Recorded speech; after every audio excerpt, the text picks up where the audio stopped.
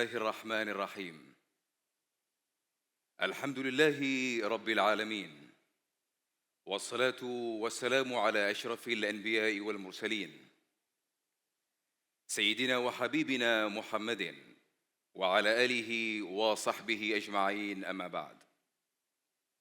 Your Excellency, Engineer Saeed bin Hamoud Al-Ma'wali, Minister of Transport, Communications and Information Technology. Your Excellency, Ahmed bin Ja'far Al-Musallami, Governor of the Central Bank of Oman. Your Excellencies, members of the Board of Directors of Central Bank of Oman, CEOs of the banks, industry leaders, distinguished guests, ladies and gentlemen. Assalamu alaikum wa rahmatullahi ta'ala wa barakatuh. Good morning and welcome to all of you at the opening of the Fintech Banking Forum, a gathering that reflects the shared vision and commitment of the Central Bank of Oman and the Ministry of Transport, Communications and Information Technology. This year's Fintech segment is held under the theme Digital Finance for Inclusive, Innovative and Sustainable Economy, aligning closely with Oman Vision 2040, which prioritizes economic diversification, technological advancement, and SME empowerment. Ladies and gentlemen, in affirmation of a long-standing and deeply institutionalized national strategic partnership, the strategic collaboration between the Central Bank of Oman and the Ministry of Transport, Communication and Information Technology drives toward unifying efforts to advance digital transformation and empower the national economy and its digitalization. The Central Bank of Oman and the Ministry of Transport, Communications and Information Technology continue to strengthening this strategic collaboration. This collaboration sets a pioneering example of a secure and efficient digital infrastructure, supporting Oman Vision 2040 pillars and preparing the Sultanate for a digital future. As we navigate an era defined by rapid technological advancement and innovation, it has become increasingly essential to position ourselves within the broader global context. Esteemed guests, today's gathering reflects not only our national commitment, but also a strategic alignment with international development shaping the future. In accelerating global race for innovation, we cannot be isolated. We should strategically focus on collaboration, knowledge exchange, and an openness to global perspectives that ensure our continued relevance and competitiveness on the world stage.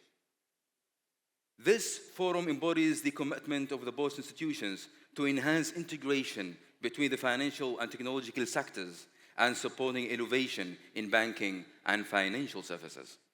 In addition, the summit serves as a pivotal milestone in the digital transformation of the financial sector in the Sultanate. It contributes to driving development and innovation, strengthening digital infrastructure to support objectives of Oman Vision 2040, and consolidating the Sultanate's position as the leading regional hub for modern financial technology. This gathering also highlights the international dimensions and global context of our efforts as the race in innovation accelerates worldwide. Featuring international speakers here today demonstrates our commitment to staying aligned with the global trends while ensuring continued relevance and competitiveness. To start with, I would like to invite on stage His Excellency Ahmed bin Ja'far Al-Musallami, the Governor of the Central Bank of Oman, to present an opening keynote on empowering Oman's financial future.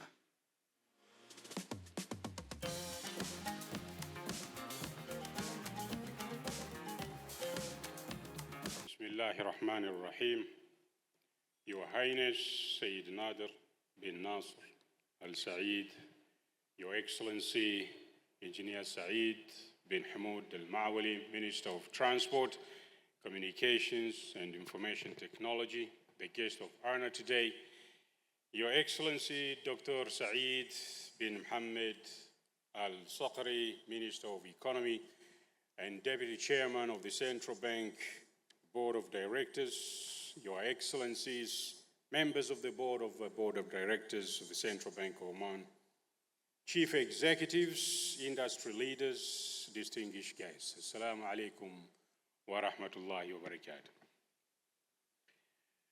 As the world races forward on the path of digital transformation, the financial sector is both adapting and leading the change, shaping how societies grow and how economies thrive. The future belongs to those who prepare for it today. And today we are gathering at a defining moment, globally, regionally, and right here in Oman, where we stand on the threshold of a new era of financial innovation and inclusion. This forum also reflects the international scope and global relevance of our collective efforts as the pace of innovation continues to accelerate around the world. The presence of esteemed international speakers underscores our dedication to remaining in step with the global developments, ensuring we stay both relevant and competitive on the international stage. So on behalf of the Central Bank of Oman, I would like to take a moment to express our deepest gratitude and sincere appreciation to our distinguished international speakers who have traveled to join us today. And your presence at this forum not only enriches the quality of our dialogue, but also stands a powerful reflection of our shared commitment to global collaboration, knowledge exchange, and the advancement of innovation. We are truly grateful for your valuable insights, your contributions, and the spirit of partnership that you bring to this gathering today. Technology gives us speed. Innovation gives us direction. But purpose is what gives us meaning. And our purpose is crystal clear: to build a financial system rooted in trust, accessibility, reliability, opportunity, and innovation for all. Because every great achievement begins with the decision to try. At the Central Bank of Oman, we believe innovation is not optional. It is our responsibility to the future. Guided by Oman Vision 2040, which champions diversification and knowledge-based society, we are shaping a financial ecosystem that is secure, inclusive, and ready to meet tomorrow's challenges. To advance digital transformation and empower the national economy and its digitalization, the Central Bank of Oman and the Ministry of Transport, Communications and Information Technology continue to collaborate in the Fintech Executive Program under the National Program for Digital Economy. Digital transformation is more than just tools. It is a redefinition of how people live, work, and dream. Between 2020 and 2024, Oman has witnessed a remarkable 470% surge in electronic transactions, a clear sign that our society is embracing cashless and seamless solutions. With 10 licensed payment providers and more than 570 digital financial services, Oman is building an infrastructure that is as innovative as it is resilient. The Central Bank of Oman positioned itself as a catalyst for transformation through initiatives like digital banking regulatory framework and open banking. We are promoting competition, driving innovation, and ensuring that every consumer benefits from secure, personalized, and future-ready services. We believe the future of finance is a story of collaboration, not just competition. Banks and fintechs together can accelerate progress, Fintechs bring agility and ideas, while banks bring scale, size, trust, and regulatory expertise. Our regulatory sandbox, with 12 fintech startups actively testing solutions, reflects this powerful partnership, delivering choice, convenience, and inclusion for the people of Oman. Alone, we can do so little, but together, we can do so much. But the true power of transformation lies not just in technologies, but in data. If responsibly harnessed, data is the new capital, driving smarter decisions, unlocking financial access, and fueling inclusive growth. Through open banking, secure data sharing, open new services and opportunities, placing empowerment directly in the hands of citizens. Information is the oil of the 21st century, and analytics is the combustion engine. Yet this journey is not only about systems, it is about people. Every innovation we champion creates opportunities for Omanis to dream bigger, achieve more, and shape their future. And the future belongs to those who believe in the beauty of their dreams. Looking ahead, we are preparing to launch the domestic card scheme, a national payment system that lowers cost, strengthens data localization, and expands financial inclusion. We are also exploring the possibilities of a central bank digital currency, a step that enhances the financial stability and aligns Oman with the future of global finance. At the same time, we are advancing AI roadmap for the financial sector, ensuring that technology is not just about efficiency, but also about building resilience, knowledge, and innovation across our economy. Oman Vision 2040 is bold, and it is within our reach. It calls upon us to be courageous, creative, and collaborative. It challenges us to embrace transformation while holding true to our values and identity. The future of financial services will be written by those who dream, act, and lead, because history is not just being read, but also being written by people with imagination. Together, we can imagine. Together, we will build a legacy of integrity, innovation, and trust, a financial system that empowers our people, fuels our economy, and positions Oman as a model for resilience and progress. The time is now. The opportunity is right here. Let us step forward, bold, united, and unwavering, to unlock the boundless potential of tomorrow, because the best way to predict the future is to create it. Thank you.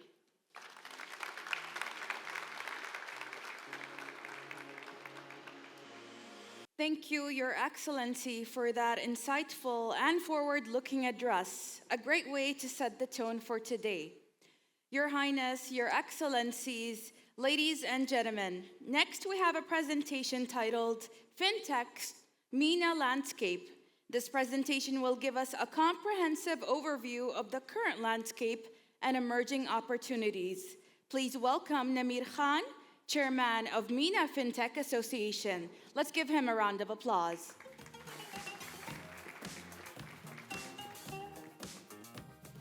Assalamu alaikum, everyone. Your Excellency, thank you so much for your lovely presentation and giving us extremely insightful overview of what's going to be happening moving forward when it comes to the Omani fintech landscape. It's always a pleasure being here in Oman, and it's always good to see you all and familiar faces as well. Namir Khan, Chairman of the Middle East and North Africa Fintech Association, spent a considerable time in the region working with different countries and ecosystems, advising different regulators and central banks as well on establishing their ecosystems and how to flourish it as well. I've been very close to academics as well. I'm also honorary professor for a university in Scotland, Edinburgh Business School. And there's strong emphasis on academia towards ensuring that the talent that we are establishing is potentially going to be serving not just the financial services sector, because fintech is becoming the foundation of the economies today. And they'll be serving not just in the financial services sector, but across different sectors. We're looking at transportation, we're looking at healthcare, and many others.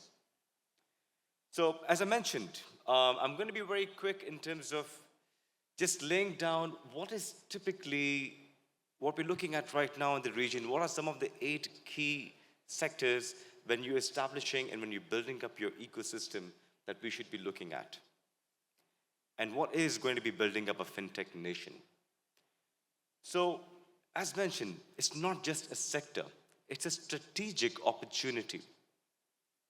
We don't have to look at it as a fintech sector. Today, all the industries that we have today, they see a very critical role that financial services and financial technology is going to play, not as just an additional piece, but it's going to be a strategic play which is going to potentially help you establish your new revenue lines as well. So, the first thing that I see, and we all see as well, is vision and context. And as mentioned by His Excellency as well, we're looking at a country, we're looking at nations that need to have a vision set, and most importantly, not just a vision set. What has worked for different economies are 90-day targets. That has been critical. We pick up successful markets in the region as well. 90-day targets are critical. Be that from licensing, be that to sandboxing, 90-day is the KPI that we look at. But vision is brilliant. But vision without action becomes noise. Now, what are some of the areas that we need to look at? The first and the most critical area that we have is a digital ID, the public infrastructure. Today we have the data. Payments are intelligence. And if we have payments as intelligence, that potentially helps you tap onto extremely new segments. There's a thing. What takes longer? To verify an ID today or to transfer or make a payment? What moves faster? Money or verifying an ID? It's a question mark. So again, this plays an extremely critical role to have a digital public infrastructure and leveraging it. When I say leveraging it, from our data and what we have seen in different parts of the region, despite the fact you may have a digital infrastructure, public infrastructure, you may not leverage it. Leveraging it is key. And some of the countries which you may have the highest adoption of it, if they're not leveraging it, what suffers? Adoption suffers at the level of financial services then. You're not able to, and if you're not leveraging that data. So interoperability between organizations and sectors is extremely critical. Not just basically having access to accounts. That's just one thing. Having access and leveraging that data from not just, as I mentioned, having access to accounts, but also being able to understand the payments that have happened for a business and leveraging it for credit underwriting potentially, for capital financing, data being leveraged not just for that. So open banking has been a very critical, I would say, enabler, not just for one specific market, multiple markets. But what has been the defining factor is the vision towards moving towards open finance. We're not just looking at banking, we're looking at insurance. We're looking at many other areas within financial services in there as well. This is my favorite, real-time money and tokenization, and I'm so glad to hear Oman, as you mentioned, Your Excellency, on the digital currency as well that you're looking at. Just a number of tokenization. Just last year, $27.6 trillion was moved via tokenization. That basically surpassed Visa transactions of around $14 trillion. That tells you how fast things are moving towards tokenization and how an important and integral factor this is for any fintech or any nation to become a fintech nation.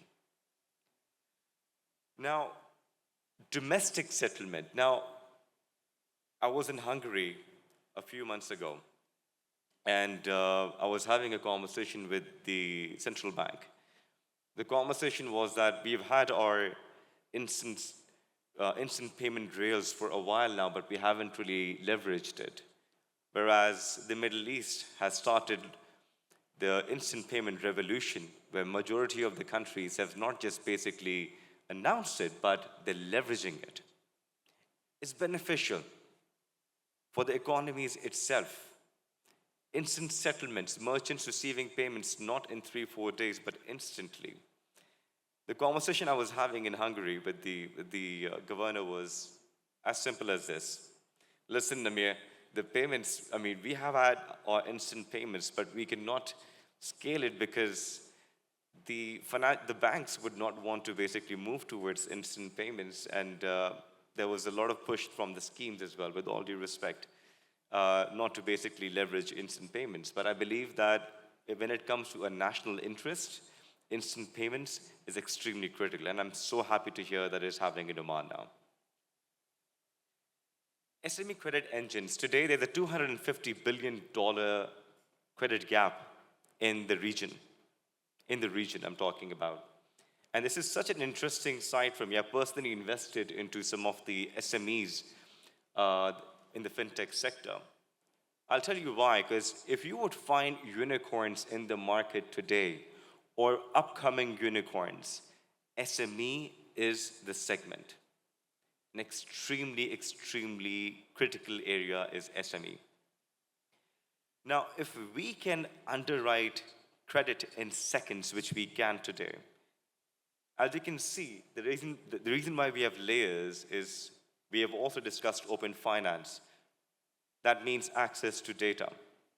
But SMEs are not the engine for the entire world, but they're also a very important engine for any nation. And if they face any issues in terms of capital, the economy suffers. So it's very critical for the players in the market, which could be telcos, that would be financial services in terms of banks, non-banks, to cater this extremely vital segment. So use data to include, not to exclude, is what I would say. Policy and regulations. There has been a debate that we have been seeing. I see a lot of times that the Middle East is, or this region is slow. I think this region is faster than what we have seen in any other market, be that the West or be that the East. And I say that publicly and out loud. The reason why I say that is because we may be a little behind in terms of bringing the regulations, but when we bring the regulations, we implement, we execute, and we take them live, taking them to operations. Policy, some of the fastest regulations are being deployed over here. Look at the place where we are sitting right now, Oman. Other neighboring countries as well. We have regulations, you have in the digital asset space, you are leading in the digital asset space. Again, this region is leading in that. But policy is critical. Who writes policies? Humans write policies. We all, people, write policies. But yes, we would need capital, which I would come to afterwards. But policy is critical for that. But the thing that I would like to highlight is, again, the 90-day element that I discussed, right? So having those critical KPIs that we need to establish. Once you launch a policy, 90-day KPIs, if it's not 90 days, make it 180 days, etc. The reason why we do that is to ensure that we have set KPIs and standards and guidelines so that we can move faster. And that is extremely important. And that, if I would actually compare different countries within the region, and some of the pain points that we have seen is this: how quickly we are processing the applications, how quickly we are graduating from the sandboxes and coming to a decision toward a certain application. Talent and capital, seventh very important layer that we would focus on. As I mentioned, policies are written by people, but capital helps you scale and grow it. I'm so happy to hear the fintech, academic initiative. It is extremely important because the reason why I'm saying extremely important to everything, because it is important. Talent is, we are facing a huge scarcity in talent today when it comes to fintech. And when I say scarcity in the sense, we genuinely understand what is the world of fintech. The world is moving so fast today. We cannot just rely on the textbooks that we have in the universities unless the universities uplift the curriculum. If not, then I'm so happy that the central banks, the regulators are taking the step forward to ensure that the younger generation is aware of what is happening or what is going to potentially happen, what we need to focus on when it comes to the world of financial services. And the thing is, I may be saying financial services right now, but it's not just financial services. Any sector you see, you touch is affected and going to be impacted by it. The other thing that I would say is, when it comes to capital, sovereign wealth funds or national initiatives in the sense where you have a certain fund that has been set up that starts deploying to local startups and also source from local startups. That's very important to ensure that your ecosystems are going to grow. We have seen this trend where the local startups would suffer, the local fintechs would suffer, but the international ones would potentially come and get the business in the country, or any country it is. That creates a little, I would say, painful environment for the fintech. So highly encourage that the local players are encouraged, entrepreneurs are encouraged. If they graduate from your academic program, they go somewhere, they build an entity, and then they have an opportunity to go into a sandbox and to deploy something. I was so happy to hear from the Omantel CFO about the cohort that you have for fintech, which was so encouraging to hear, which is your fourth one, I believe. Climate and trust, this is another critical area that we have seen gaining significant importance. Why? It's economic opportunity, it is a requirement by what the world requires today. Climate opportunity is such that if we just pick up the carbon credits market today, the carbon markets opportunity is right now starting at $4 billion globally. It's expected to grow by 2030 in the next 4.5 to 5 years to $100 billion. By 2050, the market is going to be $250 billion. So if we can if we can basically calculate risk in milliseconds, we can also calculate your emissions in milliseconds as well. Why can't we? So climate is becoming a very, I would say, critical foundation, which was a choice before, but no more.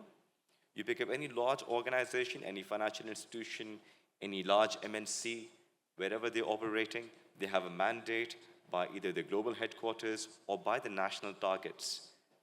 In order for them to achieve, they need to have the layer of climate. So my last point would be that, our export is going to be trust, and our product in the region should be growth. These are some of the 8 areas that I personally feel are critical based on data, based on our engagements and conversations with various central banks and ecosystems that we have helped to build and scale. And thank you very much for your time and your patience for listening to me, and I hope it added some bit of value, and looking forward to seeing you all in the future as well. Thank you. Thank you, Mr. Namir Khan, for that powerful and insightful presentation. Let's now dive into our first panel session, titled Digital Finance as a Catalyst for Economic Growth and Competitiveness. Please welcome our moderator, Mr. Firas Al-Lawati, Acting Deputy Chief Technology Officer for Digital Transformation, as well as our panelists, beginning with Mr. Namir Khan. Let's welcome him back on stage, Chairman of MENA FinTech Association, in addition to Khalid Al-Mahrouqi, co-founder and CEO of QPay, as well as Engineer Maqbool Al-Wahabi, CEO of Oman Data Park, and last but not least, Mujahid Al-Zijjali, General Manager of IT at Bank Nazwa. Please let's give them a warm welcome.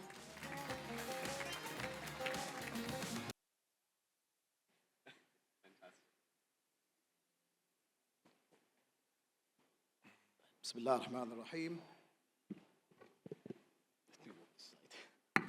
Your Highness, Your Excellencies, CBO Board of Directors, industry leaders, distinguished guests, Assalamu alaikum wa rahmatullahi wa barakatuh, and very good morning to all of you. And thanks for joining us today in the first edition of the Banking and Fintech Forum. It's a pleasure to welcome all of you today in the heart of the iconic Oman Convention and Exhibition Centre, a world-class venue that reflects the spirits of collaboration and innovation. Such iconic building reminds us about the power of space, power of spaces and power of people that shape the future. So today we're gonna discuss a very critical topic, and it is very much aligned with our theme and also with the two keynote speeches by His Excellency and also by Namir, digital finance as a catalyst for economic growth and the competitiveness. So, you know, around the world, digital financial solutions are reshaping, you know, the business, how they operate, how individuals access opportunities, and also the entire economy evolution of it. I mean, the growth of financial inclusion of the economy, the customer needs, customer expectations are growing as the technology grows. So from fintech to digital payments, from financial inclusion to smarter regulation, the potential is very fast. So just to set an expectations before we start, what are we going to discuss today? So today we'll be discussing how digital finance further expand the financial inclusion and how does it support the growth of economy and the development of small medium enterprises in Oman. What are the key opportunities? What are the key challenges banks, fintech could face? And how also, not only banks, but also how fintechs could also contribute to the economic growth and further enhance the financial inclusions and the rapid digital transformation. We'll be also touching base on how we could strike a balance as banks, strike a balance between the rapid transformation that is happening and their core mandatory role in ensuring trust, stability, resilience, and cybersecurity. We'll be also touching on some of the emerging technologies such as CBDC, AI, open finance, and how they are redefining the future of digital finance. And then we will end up with a closing remark by our dear panelists, where they're gonna give some recommendations on actions, whether for government, financial institutions, innovators, on how to unlock the potential of digital finance for inclusive economic growth. So once again, thank you for joining us. So I'll start immediately with our panel discussion for today. We will be introducing our panelists as we go with the questions, so you get to know them more, rather than having it through the normal way. So I would like to take my first question to Namir Khan and also Engineer Maqbool.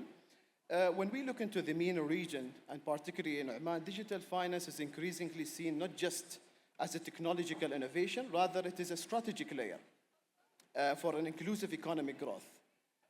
When we look also into the market, we see that Oman has a very high internet penetration, which goes beyond 97% as of year 2024. And also the internet users, active mobile subscription is keep growing in Oman, and we see, we should all agree that this is an important enabler for any digital transformation. Also, there's a growing number of large shares of micro, small, medium size enterprises that are undeserved by the traditional financial institutions. SMEs growth is a critical pillar in our national vision, Oman 2040.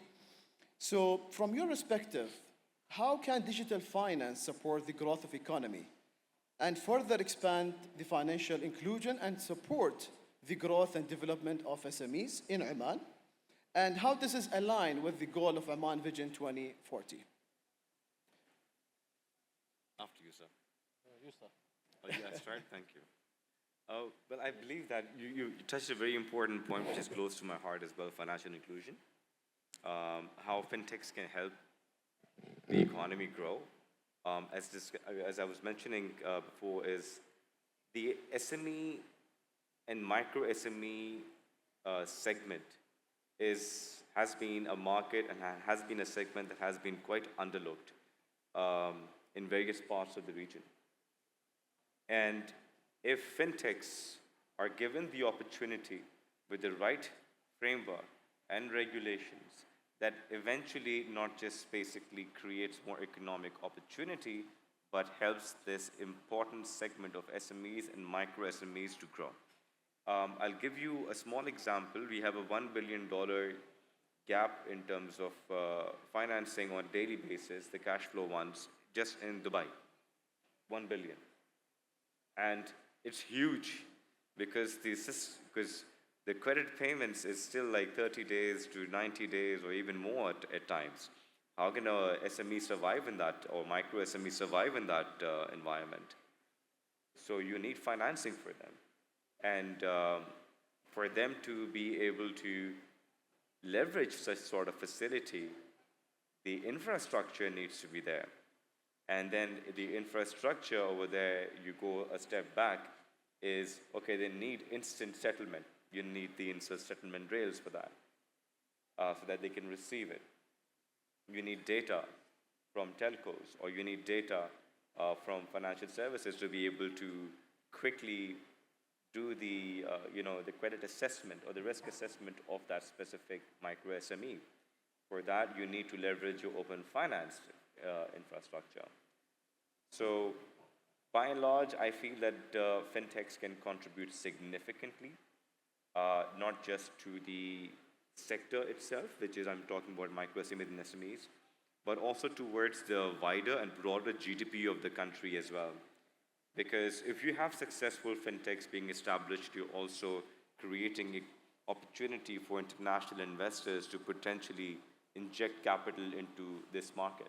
So you need that as well. So I think what I think from these perspectives is fintechs create economic opportunity on ground and also on a state level by bringing in more, I would say, inbound investments to an extent that many ministries in the region and outside as well have dedicated arms just to cater and focus on inwards investments, bringing in capital from outside the region into their specific countries.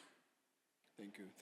It's good, like you've mentioned, the infrastructure, because there's no doubt it's a big enablement for this journey, which we will have a bit of discussion around it maybe on the third question of our panel. To you, Engineer Maqbool, CEO of Oman Data Park, a leading cloud service First of all, I am not a financial person, nor I am a banker. I'm a technology person, so I'm an intruder to this. But I'll be focusing on the infrastructure side.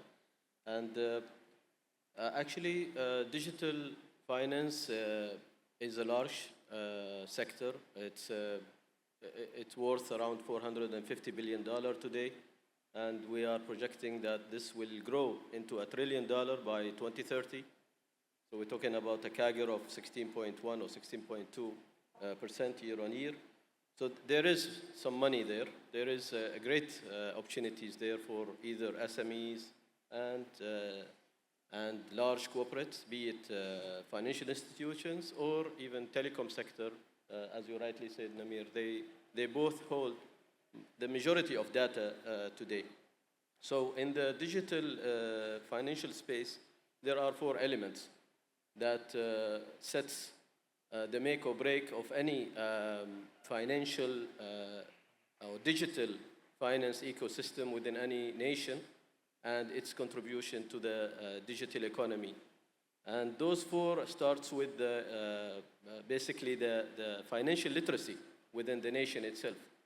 And that financial literacy would have to come from academic institutions as well as, let's say, the culture itself.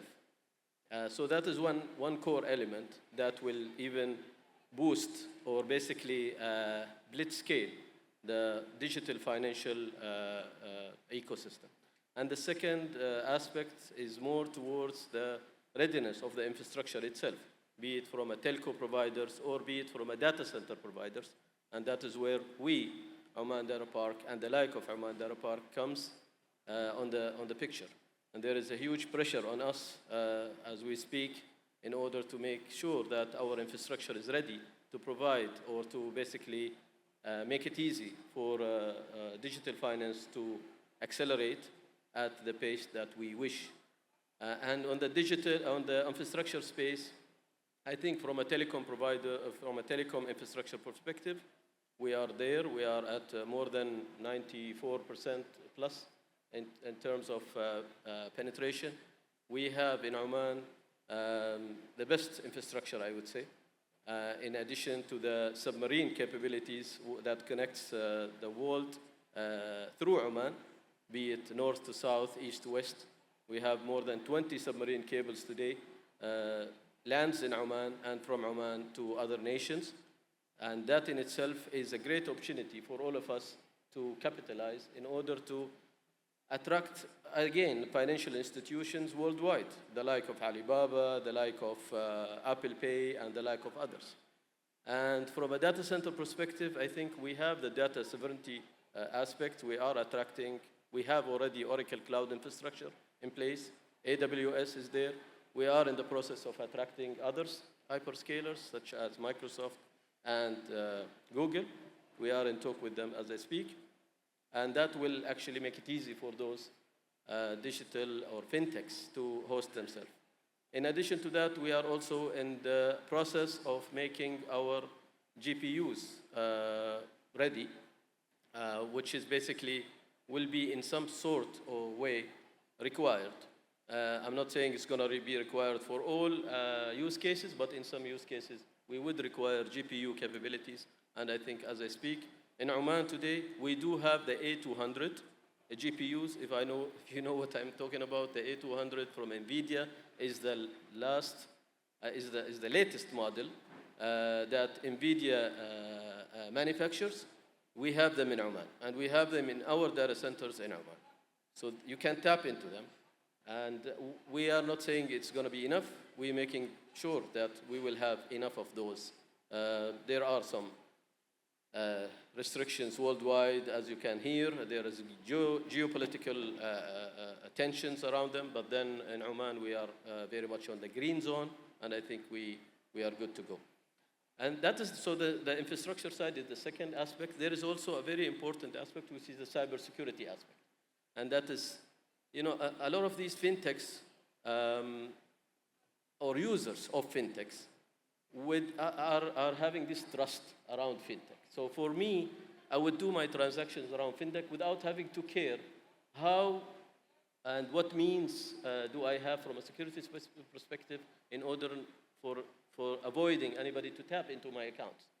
And for that, this puts a pressure on us on the cybersecurity aspects. As we speak, we in October going to launch, and we are joining hands with one of the worldwide cybersecurity companies from the United States. It's called Palo Alto, and they provide the best means of making sure that your code within fintechs, the code you write, does not have malicious attacks, is as much clean. And we're going to work with one of the SMEs, the local SMEs, in order to groom them and to be at a better level in the near future. So cybersecurity is a concern, to be honest, and it's going to be a concern. Indeed.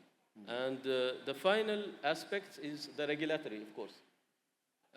Fintech and digital financial kind of applications would require an evolving, agile regulatory frameworks as we speak. So it's not going to be static. It has to be dynamic, and it's going to evolve. It's going to change.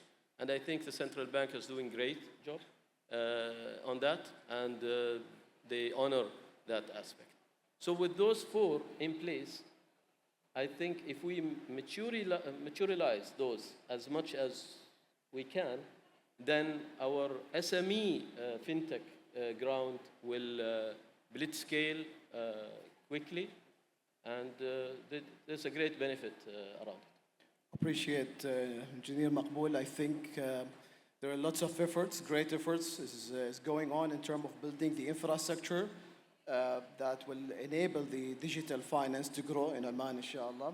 As you truly said, for those fintechs, they heavily depend on clouds, because that's where they can scale, because there are scalability requirements, there is availability requirements. Their business is heavily depends on such infrastructure. Thank you so much. There is another component I forgot to mention, which is again available in Oman, by the way. It's the blockchain. Yes. And the blockchain can be leveraged for those SMEs that would like to develop fintechs. Blockchain is available today, and I think there is a blockchain company that can provide a lot of those services. Excellent. Thank you. Thank you. Very insightful. So let's move our lens a bit to fintechs. And looking specifically into the business model of buy now, pay later, which has emerged as one of the most dynamic innovation in the digital finance, reshaping how consumers access credit, make purchases, and manage their cash flows. So to you, Khalid. Khalid is the founder and CEO of QPay, the first Omani buy now, pay later fintech platforms that operates under the fintech regulatory sandbox in the Central Bank of Oman. So Khalid, how is digital finance, particularly buy now, pay later, driving economic growth? What do you see the key opportunities and key challenges that, and how we could enhance those, how we can address these challenges, and how we can, emphasize and work on these opportunities, and how buy now, pay later, it's enhancing the consumer purchasing power in a sustainable manner. Assalamu alaikum. First, thank you for having me in this panel. Digital finance, especially buy now, pay later, gives you great access to credit. And from a merchant perspective, today you are making the basket size much larger. And of course, the merchant could sacrifice a small percentage of the revenue toward the technology, but you are selling on volumes. So today, the merchants can sell more with easy financing tools like buy now, pay later, microfinancing, and other tools being provided in the market. Today, while you're standing in the merchant as a consumer, you can get your financing immediately. Within 3 minutes, you could get a credit score from Mala'a. You could get a credit from any buy now, pay later platform operates here in Oman. So it's encouraging people to buy more and having a budgeting tool for the next 3-4 months. Of course, buy now, pay later, they don't charge the customers. They take the commissions from the merchant. So it's a very affordable solution that you can take and do it in your, and split your payments, I could say. Today, the infrastructure in Oman and globally, it's ready. So no need to go and invest in huge infrastructure for branches and headquarters. Today, the technology is being driven. In Oman, the population is more than 65% are youth, so they are into the technology. And today, the phones are the most used devices, I could say. You pay your bills, you do your insurance, you do your reports, and even doing your financial transaction as well. So fintechs could simplify these transactions in a safer way. Excellent. Thank you. Thank you so much. Khalid, and I'm sure like you have lots of great use cases, stories you could share maybe during the break based on your customer interactions on this new business models that is in Oman. Sure. To you, Mujahid, as the CIO of Bank Nazwa, and I'm sure you'd agree with me that digital finance accelerates. Commercial banks are under somehow, I would call it a pressure that they could innovate in such a very fast-moving era.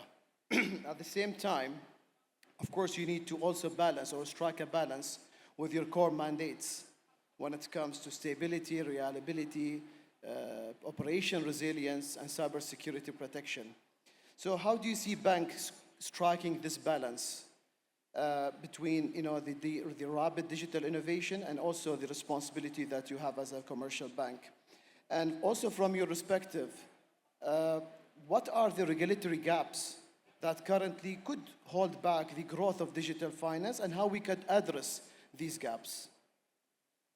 I know it's a long question, excuse me. It's a very long question, but let's categorize it into two to three areas. The first one is on the striking the balance between the innovation and the resilience and stability or the cybersecurity. I mean, as you know, we come from the commercial banks and we hold the customer data, and also we deal with the real money. And to gain the trust and the confidence of our customers and to protect the data, we play a big role. Now, we cannot go and innovate or deploy or introduce a solution without going through tremendous efforts of building controls, surrounding controls inside the applications or external controls. So what we saw is introducing cybersecurity with the design, embed cybersecurity with the innovation from the initiation of the idea or the discussion till we go live. We don't want to introduce them once we finish, the product is ready, and then they come, then the time to market actually gets impacted, and the idea or the product does not behave the way it's required to behave. So cybersecurity is always embedded in the design from the initiation, from the idea, from the discussion, till we go live with the product. With regards to the second question of regulatory gaps, I don't think so we have any regulatory gaps. Our regulator is very clear. There are frameworks on the open banking. There are frameworks have been introduced on the cloud computing. Frameworks have been introduced on the digital onboarding. Frameworks have been introduced on open banking and including the digital banking. I think it's we as banks to embrace and to understand and to roll out ideas or products or innovate in these areas. It will take a little time. Work is going on. A lot of initiatives have been started. A lot of, I would say, infrastructural related transformations have happened, because every innovation, first, the basic, the foundation is you start from the infrastructure. We were having custom-based infrastructures, or I would say isolated-based infrastructured communications. Now we have moved towards the platform-based infrastructures and the open APIs to collaborate and to integrate with our fintech partners so that they can consume the APIs very easily. And then a lot of other initiatives in terms of the data analytics have been started, and a lot more on the digital initiatives in terms of the app and how do we introduce services or products on the channels instead of physically visiting or having a contact. So make it more contactless and seamless. So a lot is happening, but it will, of course, require time to build the ecosystem eventually. Excellent, thank you, thank you. That's very insightful.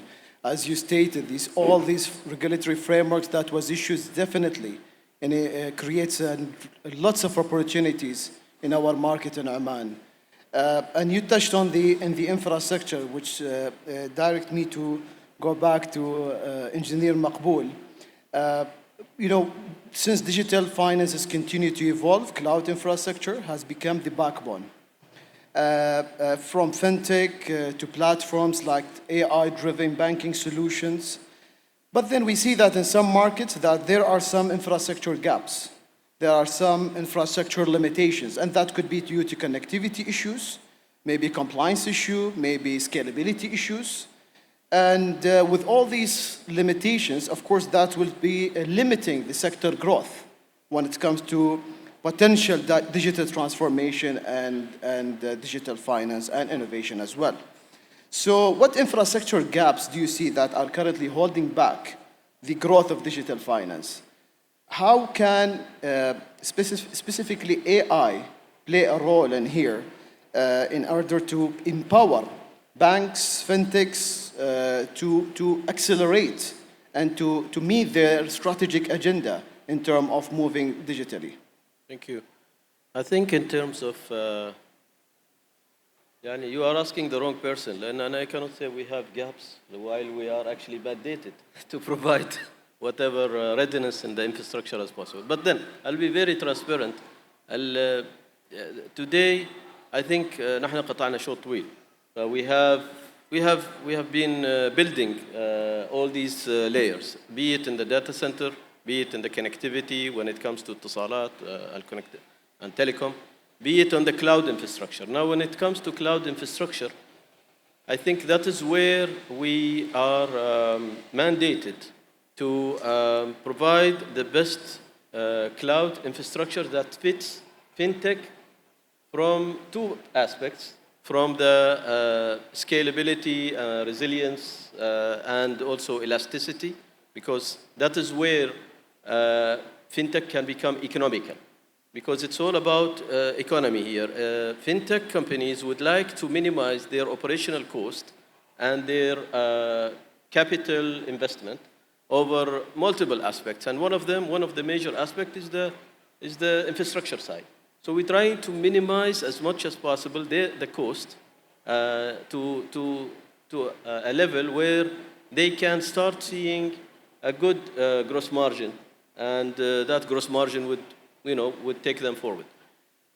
For that, we are trying to do it the easiest way, not the difficult way, by attracting hyperscalers again. Now, attracting hyperscalers is not an easy thing to do in an economy, in a limited economy, because a lot of these large hyperscalers, they have their own business cases, and they have their own economical factors which allow them to actually go or no go in certain nations. And for that, we, in collaboration with MTCIT, and they are doing a great job in, again, attracting hyperscalers with us. We have Oman Tel on the other side in continuous talk. As I speak, I was last night, the night before, just landed from Seattle in the United States in a deep dive discussion with one of the hyperscalers. That's why you're still in jet lag, huh? Yeah, that's why I need to maintain my readiness. So basically, the idea is to convince them and to draw the economical kind of incentives around attracting them. So we're doing that as I speak. We've through IDCA, OCI, Oracle Cloud Infrastructure is there for the last 3.5, 4 years. It wasn't an easy thing to do, but alhamdulillah, that's done. Amazon AWS with the Oman Tel, they're doing a great job in attracting them. Yes, probably we need to do more there, and there is a talk. And those platforms are available as I speak. We need to do more in the AI aspect. I think fintech should not be, there is two ways of doing it. Financial institutions can do it their own way, like every financial institution can have their own fintech. That's one way of doing it, and they can host it locally. But I don't think that's a good economical way of doing it, there is another better way of hosting it outside in a sovereign cloud infrastructure, the like of what we provide. And the benefit there is the integration with other, let's say, sectors. Because what me as a consumer, what do I need from fintech is to reach to that level of requesting an agent, an AI agent that is embedded into the fintech, where I ask that agent, you know what, I actually want you to find me tickets to travel to this country. And while they actually integrated to holiday agencies to find me the best ticket, they actually integrated at the same time with financial digital wallets in order to transact.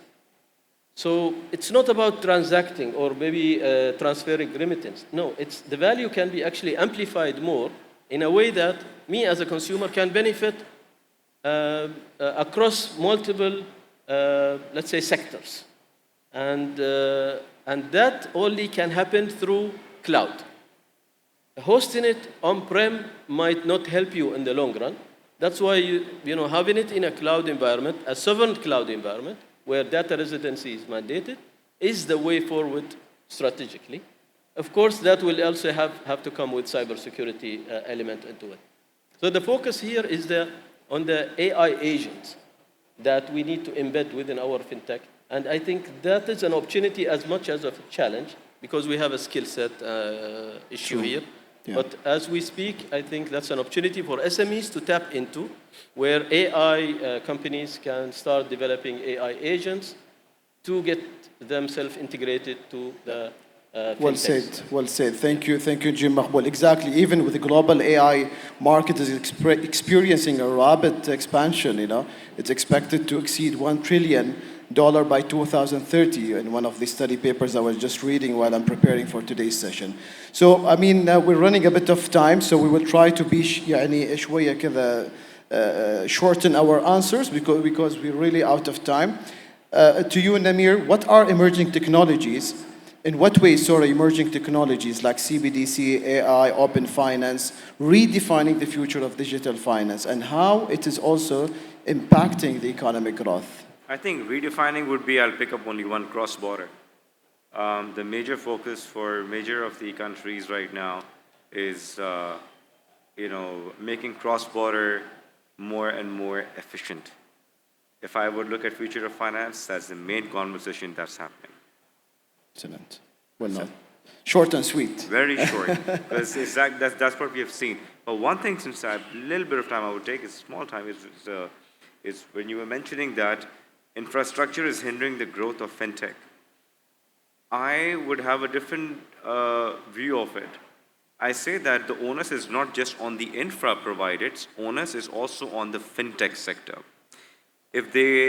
Cybersecurity is a core requirement of businesses and banks today.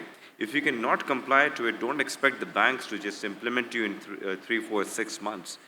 So the onus is also on the innovators and the entrepreneurs of the fintech community or the fintech sector. When they're building their products, they should be aligned, they should understand what are the cybersecurity, the tech compliance requirements of financial institutions. For the past 8 years, and we still see that issue persist. So we always like to, put the gun on the bank's heads and the financial institutions and the larger incumbents. But I think being an entrepreneur myself in the fintech space, I think the fintech should take the responsibility as well of being ready to even talk to the larger players. That's a good piece of note, because we have lots of fintech sitting in this room, by the way.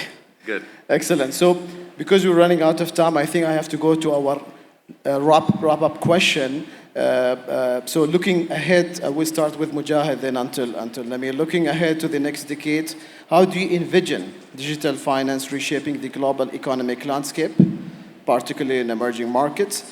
Also, what could be the key actions, or critical action governments, financial institutions, or innovators could take to fully unlock the potential of digital finance for inclusive economic growth, job creations, financial inclusions, and so on? We're starting from you, Mujahid. ما شاء الله سؤال طويل باقي. I know they're a bit tough questions, sorry for that. It is a tough question, but since I come from the technology background, I would say, I mean, for the financial inclusion, to look at it from the solution perspective, open banking frameworks are already there. Banks have already started working on the setting up the foundation for the open banking. But having said that, that's not going to be enough. Even today, Namara covered it in his presentation.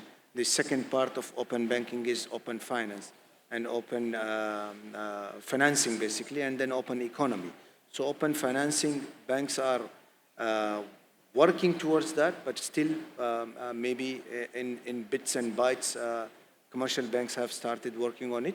But there are a lot of opportunities in terms of rolling out such kind of initiatives to roll out completely full-fledged financing products online, available on the different digital apps. So one I could think of very quickly is this one. The second financial inclusion, what we could think of is the digital identity.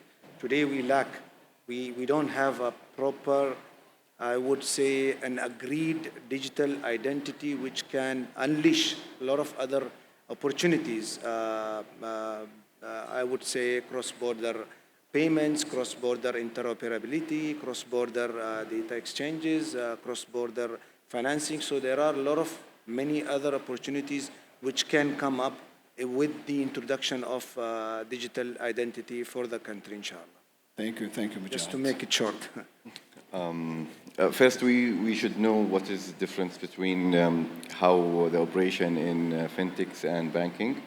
Fintechs are more agile, moving toward technology, and they can change the processes and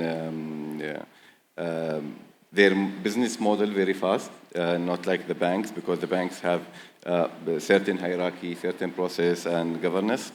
So I believe, as His Excellency said, the partnership between banks, fintechs, and regulatory are very important to deliver the ecosystem better and to reach the best and safe solution toward the customers and merchants as well. So I could wrap this question very fast. Thank you, Khalid. I think the SMOT, they said everything. But then, in terms of inclusion, I think it goes without saying that it does solve that issue. So there is a problem, a pain point that is solved by the digital finance. But then I think that digital finance will not limit itself to the financial institution, hence banks. It will spread itself across multiple sectors, even the telecom. Today, Oman Tel, we are developing OnPay, for instance. And I think Alibaba today considered to be one of the largest bank in the world, مثلا. And it's Alibaba, yani e-commerce. But basically, digital wallets and digital finance would not limit themselves, they will evolve. And therefore, we need to start seeing the end point, even as financial institutions, we need to see how we can integrate ourselves with that. And the third aspect, I think there is a great opportunity for our SME in Oman. And I think the SME authority are doing a great job here in encouraging our SMEs again. But I think there is a huge opportunity. And I think by far it will surely contribute to the digital economy of Oman. And inshallah by 2040 we'll see that needle moves in the positive way. Inshallah. To you, Namir. I mean, I think I've covered that question before, but just one last piece would be that consider fintech as your core part of your GDP, as a national strategy, and that is going to reap significant rewards if we have this mindset for the country. Thank you. Thank you so much. Thank you, our dearest panelists. Thank you, everybody who joined us today. We have lots to say, we had lots to discuss, but we have a time limit. We wish we had a longer time, but we do understand that everybody has a busy schedule. So it's clear that digital finance isn't just a future, it is the engine for growth. It's for growth and competitiveness as well today. So let's keep this conversation going. And more importantly, let's turn these ideas into actions. So there are ideas, there are discussions, but definitely it has to be converted into actions, and that's why we are arranging such forums in here. So please join me in thanking our panelists today and for their valuable insights and contribution. And please visit us at our booth in Hall 2, Central Bank of Oman. Not only Central Bank of Oman, but the whole Banking and Fintech Pavilion, which starts from Hall 2 up to Hall 1. Thank you so much. Thank you.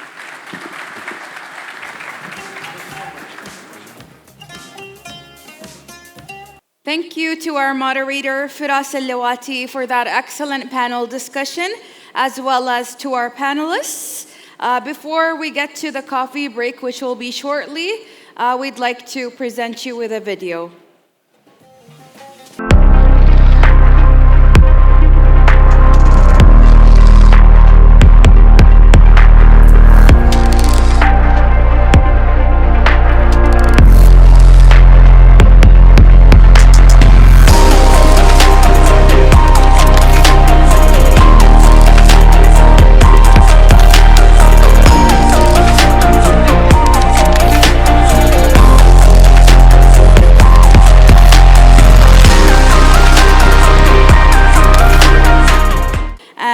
Thank you once again to our moderator and panelists. Clearly, digital finance is not just transforming how we bank, but also how we build sustainable and inclusive economies. Thank you once again, ladies and gentlemen, and we will reconvene in 15 minutes. We will continue with Power Panel 2, where we will explore regulatory insights and Islamic fintech revolution and growth.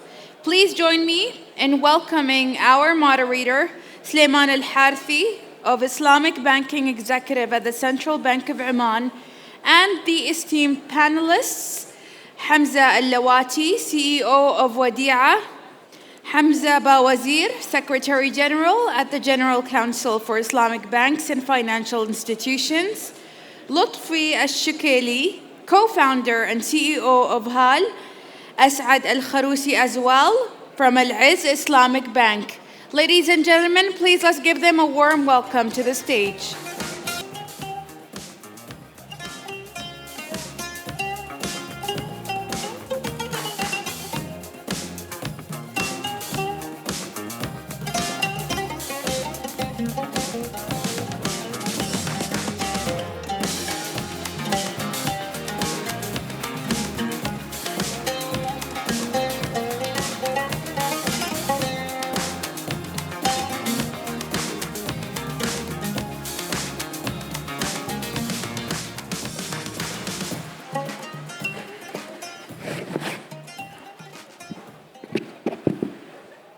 Bismillah ar-Rahman ar-Rahim. Assalamu alaikum wa rahmatullahi wa barakatuh. Welcome you all here for the second session of the day. I hope everyone enjoyed his coffee and everyone is just ready for the second session, which I am really glad to have a great panel here. I'm just replacing Mr. Sulaiman Al-Harthi. My name is Suhail Al-Zijali from Central Bank of Oman. So today's session, as you know, it's an interesting session for the fintech revolution in Islamic finance in general. We have really a great panelist here who have the experience, who have the innovation side of it. So we really want to get the maximum benefit of this. Islamic finance, as in general, it's really the one of the best revolution sector, which people can innovate things there. They can bring new ideas. They can create a market for it, which is growing. Even Islamic banking just completed, maybe if you can count, around more than 20 years. But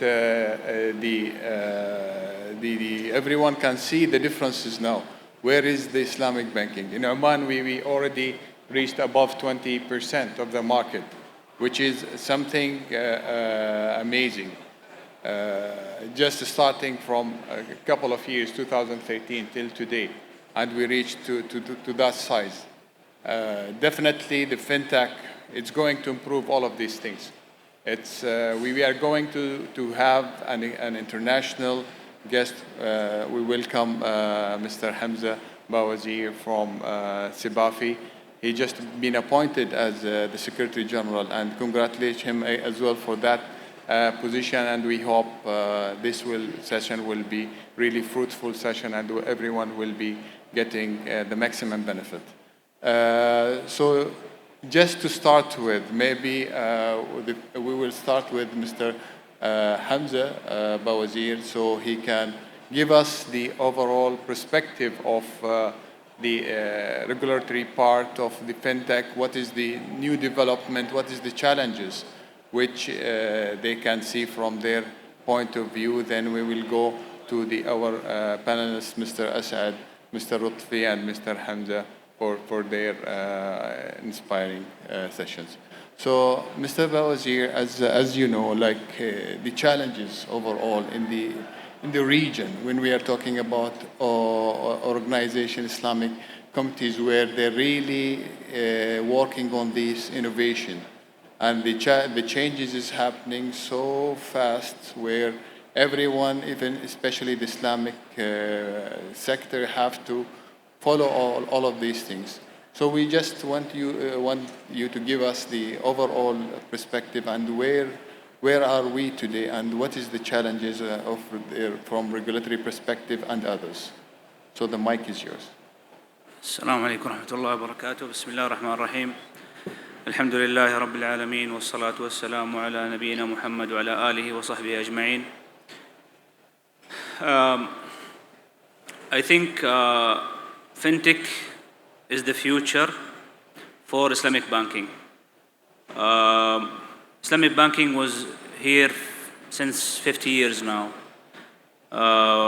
It progressed very well. However, Islamic banking was offered through banks, which was heavily regulated by international standards, which gives very small room for Islamic innovation. I think fintech can fill the gap here. Fintech is relying on digitization and AI, and I believe that these are empowerment factors for inclusion and for offering new Islamic forms, Sharia compliant financing to the public. That was not the legacy banks cannot offer. So the challenges that I think that the market is facing is the knowledge and the human resource that are specialized in Islamic banking and in Sharia compliant forms. I think this is a very important factor. That's why we in Sibafi, we concentrate on this. We offer a capacity building for the industry to make sure that we supply the industry with the human resource that is important to upgrade the industry. I think fintechs has the ability to do real Islamic banking. We can see that most of the legacy products are credit-based, while Islamic banking is about risk sharing. So what I really encourage the fintechs, all the entrepreneurs, when they try to look at a need or a problem they try to solve in the market for to offer their products, they have to put in mind that they can promote Islamic banking through their offerings. So, and I believe that they can innovate and develop products that we didn't see before in the banks that is high quality from Sharia point of view.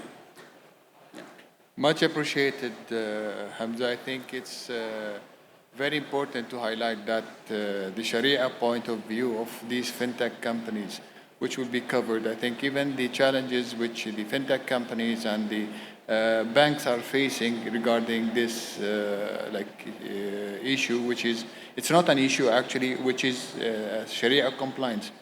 I don't know, we will be, if we are talking about the market, Asad, in your view, how ready is Omani market to adopt these fintech technologies?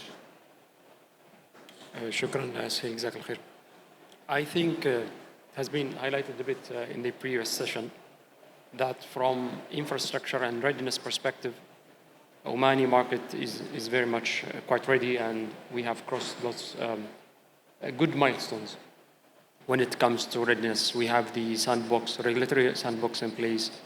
We have the digital onboarding framework. We have the incubators and accelerators in place. We have cloud computing service providers in place. We have open banking framework. We have the data privacy and data protection regulations in place. So I think, and also from accessing to capital and credit, venture capital funds are available in Oman. So I think from overall infrastructure perspective, I think we are very much ready. And we have seen some good examples of fintechs have already started up. They might share some of these challenges that they are facing. One of them might be easy access to capital might remain a challenge. But I think from overall perspective, as infrastructure, Oman is very much ready. That's great. I think even in the previous session, and even when His Excellency was highlighting a couple of points where, and the Engineer Maqbool as well, the infrastructure is taking really initiatives, and the infrastructure in Oman is ready for that. So with that, I think even the fintech companies now, when we will be talking about the companies, in general, we will be maybe talking about specific companies. Then I will have Mr. Lutfi for the next question, where just in general, how it's the Islamic fintech ecosystem evolving the region, and what is the drive of that. So if you can elaborate from your point of view as a company. Assalamu alaikum wa rahmatullahi wa barakatuh. Thank you for having us. I come from a different background because I'm an ex-banker by profession before starting a fintech. The way I look at fintechs are born to solve a problem. And that's what we aim to do, and we had to complement the ecosystem. If you look at this fintechs in the region today, we've seen a big chunk of the fintechs launching Sharia compliant product. And that's not because they want to, it's just because the market demands it. Okay? There's a big demand on Sharia compliant lending. If we look at it, Oman, of course, supported with the vision of 2040, driving micro SMEs and economic diversification, that's a key driver. Okay? Today, these segments, we're seeing micro SMEs segments popping up every day. Startups themselves are actually SMEs, if you look at it, right? But today, when we want to, you want to access funding, today the traditional banking model are not yet there because they're built on a different structure. So fintechs are coming in to fill a gap that is much needed to support the growth of the economy. This segment today represents 70% of the economy, if you look at it, around the region and growing. The GCC region is one of the fastest growing regions when it comes to businesses and SME. We're seeing the influx of cash flow coming in. So fintechs are going to play a key role as we scale up, okay? And I think as fintech founders, we are driven by our customers, okay?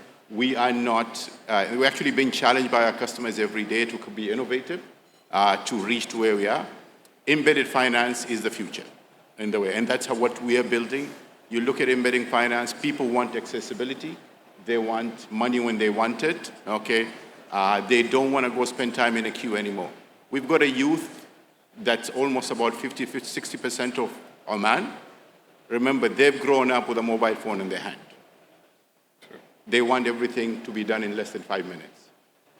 Speed of execution is going to be the differentiator for any financial services going forward. And I think as fintechs, we can work with our partners' ecosystem to complement that, work with them to service segments that they don't service. We understand why, because they might not be economical viable for them to service because of the small ticket sizes or because of reachability. But I think another key driver we do as fintechs is financial inclusion and building. I'll give you an example. I was talking to a micro SME who was very hesitant to come and work with us. And I said, listen, what we can help you is build al-Mala'a al-Maliyya, which is build your credit. You can continue working for the next 5 years out of the ecosystem, but you're not going to have Mala'a. What you can do, fintechs, we can empower these SMEs to start building their Mala'a, their credit history. And I told them, once you reach a certain scale that we can't service you as a fintech because of our nature of business, you're able now to go to the large institution with already an established credit. So there is a massive demand, and I think fintechs will continue to grow in the region, and we've seen them in the region. Oman, alhamdulillah, we're very blessed with CBO creating such an amazing ecosystem for fintechs like us to test our products in the sandbox. And I think, as Asad touched on, there are other key drivers that are actually driving the ecosystem. We've got open banking, we've got digital banking now, you've got direct debit coming in, Mala'a. These are all enablers. As a fintech, if we didn't have them in place, we wouldn't be able to operate today. Thank you. Thank you very much for that insightful, even the explanation, you made it very simple, Lutfi. I'm really impressed, that's really nice. You made it very simple that you are here today as a fintech company to serve the public, to serve the customers. And Oman's Vision 2040, always looking at this now, where we have to serve the nationals and others here in Oman to make their life easy, to bring the service, to enable them to do all of these things. And working in Islamic fintech, it's another advantage, I think. There is maybe I will go to the next question even for Mr. Hamza, where we know Wadia. Wadia, lots of people maybe they will be talking about the company, what is the company is doing and this. We want, lots of questions comes. What is the differences between Sharia compliance crowdfunding and the conventional crowdfunding?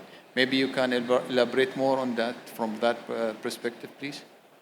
I think the mic is not working. Is this working? Yeah. Assalamu alaikum wa rahmatullah. Wadia is a crowdfunding platform. As Mr. Namir said in the beginning, SME is the backbone of the economy. So whilst it's a crowdfunding platform that have different asset classes, SME is the key focus area for us. Now, when we started a few years back, the first campaign was not Sharia compliant. And that was, as we launched it, probably the very first one where we were learning.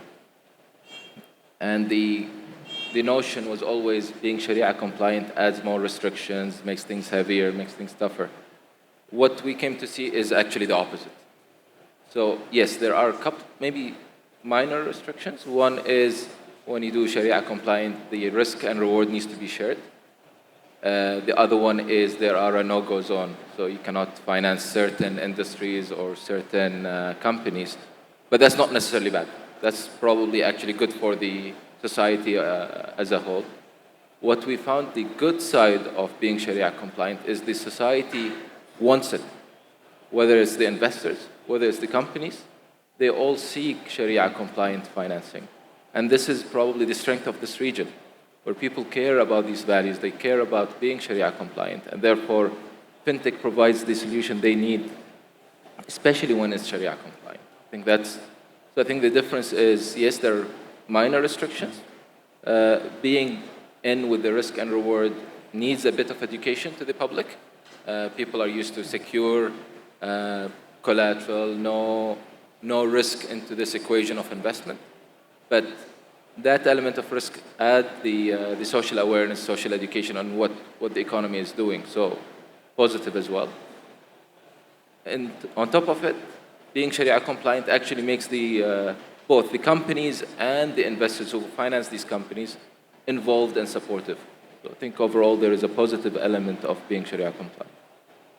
Yeah, that's great. Thank you very much again, Hamza. It's really interesting, like what you just said, like how important has been the Sharia compliance and what is the challenges you faced during this period, and how people started like taking this positive feedbacks and improving from there. I think that take us to the next question, where we can, if we are talking about the Islamic fintech in the region, in the Organization of Islamic corporation, like how we can bridge the gaps and the transformation for the Islamic industry, Islamic fintech in this region, and what is, like, if you can give us overall idea of where we are going to and how these gaps can be fulfilled. Yes, thank you. The gap, I think, is concentrated in Africa and the south of the OIC, but GCC is leading. To tell you the truth, is leading the innovation in Islamic banking and fintechs and Sharia compliant products. So I think if there is a gap, which is in Africa and the other countries, we can fill it by sharing this experience. In Oman, in Bahrain, in Saudi Arabia, and UAE, we can share these experience through, I think, creating forums between the experts so they can replicate this experience in Africa. Of course, there are a lot of enablers that are not there yet, like the infrastructure for the IT, for the internet, while it is rapidly growing there. But we can also, I think this is also an opportunity for our fintechs and our companies to invest in the infrastructure in the lagging countries. So it's a huge opportunity. But I want to emphasize on what my brother said about the knowledge and the awareness of the public. If you see the demand in the GCC countries for Islamic and Sharia compliant products, it's not driven by the supply side. It's driven by the demand side. It's not driven by the regulators. It's not driven by the banks. It's not driven by the fintechs themselves. It's driven by the demand of the public, the end users of these products and services. So I think I think the sentiment is there. Everyone wants a Sharia compliant offering or service. However, how should it be offered? How should it be authentic from a Sharia point of view? I think this awareness has to be there in the schools, in the forums, to the public, because they will be the scrutinizers for the offerings from the fintechs and from the banks, and they make sure that these institutions are moving towards more Sharia compliant and more innovation in Sharia compliant offerings. Jazakallah khair. Thank you very much for this Hamza. Again, it's the insights. As you said, like there is lots of opportunities. We are not talking about this region only. The region, all the world, I think even outside the OIC countries, there are lots of opportunities where the fintech companies can have. And being a leading institutions, I think, here, nations in GCC and with the fintech companies who are really working so hard to improve this, we see different challenges as well in the market here. Maybe I will go back to Mr. Asad to ask him about the challenges which the banks facing towards, and you will be having a regulatory side of it. You will be having the other challenge which comes from the market. From the banking side, being in Al-Izz Bank, what is the challenges which you are facing there, and how how you try to overcome all of these challenges. Thank you. So, if you allow, before addressing the challenges, I would like to elaborate more on the opportunities. I think the market is full of opportunities. In the end, as mentioned here by Amjad, that it is driven by demand. So as long as there is a pain point or there is a problem that is to be addressed by a fintech, then it opens up an opportunity for everybody. Banks do have issues and problems that fintechs can walk in and develop something to solve. For example, when it comes to data analytics, we are looking for solutions for data analytics. We would like to have solutions to reduce the operating expenses and to be more efficient, increase our productivity, better access to knowledge and product information, be it by our employees or call center agents, and then better serving the customers. Solutions related to personal finance management, how can we give insightful information to the customers about his spending, and therefore better life and better financial position for the customer. How can we work together in order to offer a better, convenient, Sharia-compliant investment vehicles for the customers, like robo-advisor, for example. I think the market lacks such propositions and solutions. And same is for SMEs and micro businesses. They do face lots of challenges and issues that fintechs can come in and address. So I just wanted to highlight on the opportunity side. Now, when it comes to challenges, I think from banking perspective, one of the challenges is placing these fintechs who are very agile, adopting the latest technology, placing them in the legacy systems that the banks use or sit on. That is quite a challenge. However, we still can do something through APIs. I think we still can do something. We can start and start something. And then the fintech can scale up later on. Another challenge could be that we face with fintechs is how solid the business case, how solid the numbers are. Sometimes the numbers are a bit exaggerated or maybe inflated or maybe overestimated. Does the market accommodate such opportunity? Can we justify the market size, the numbers with the market size?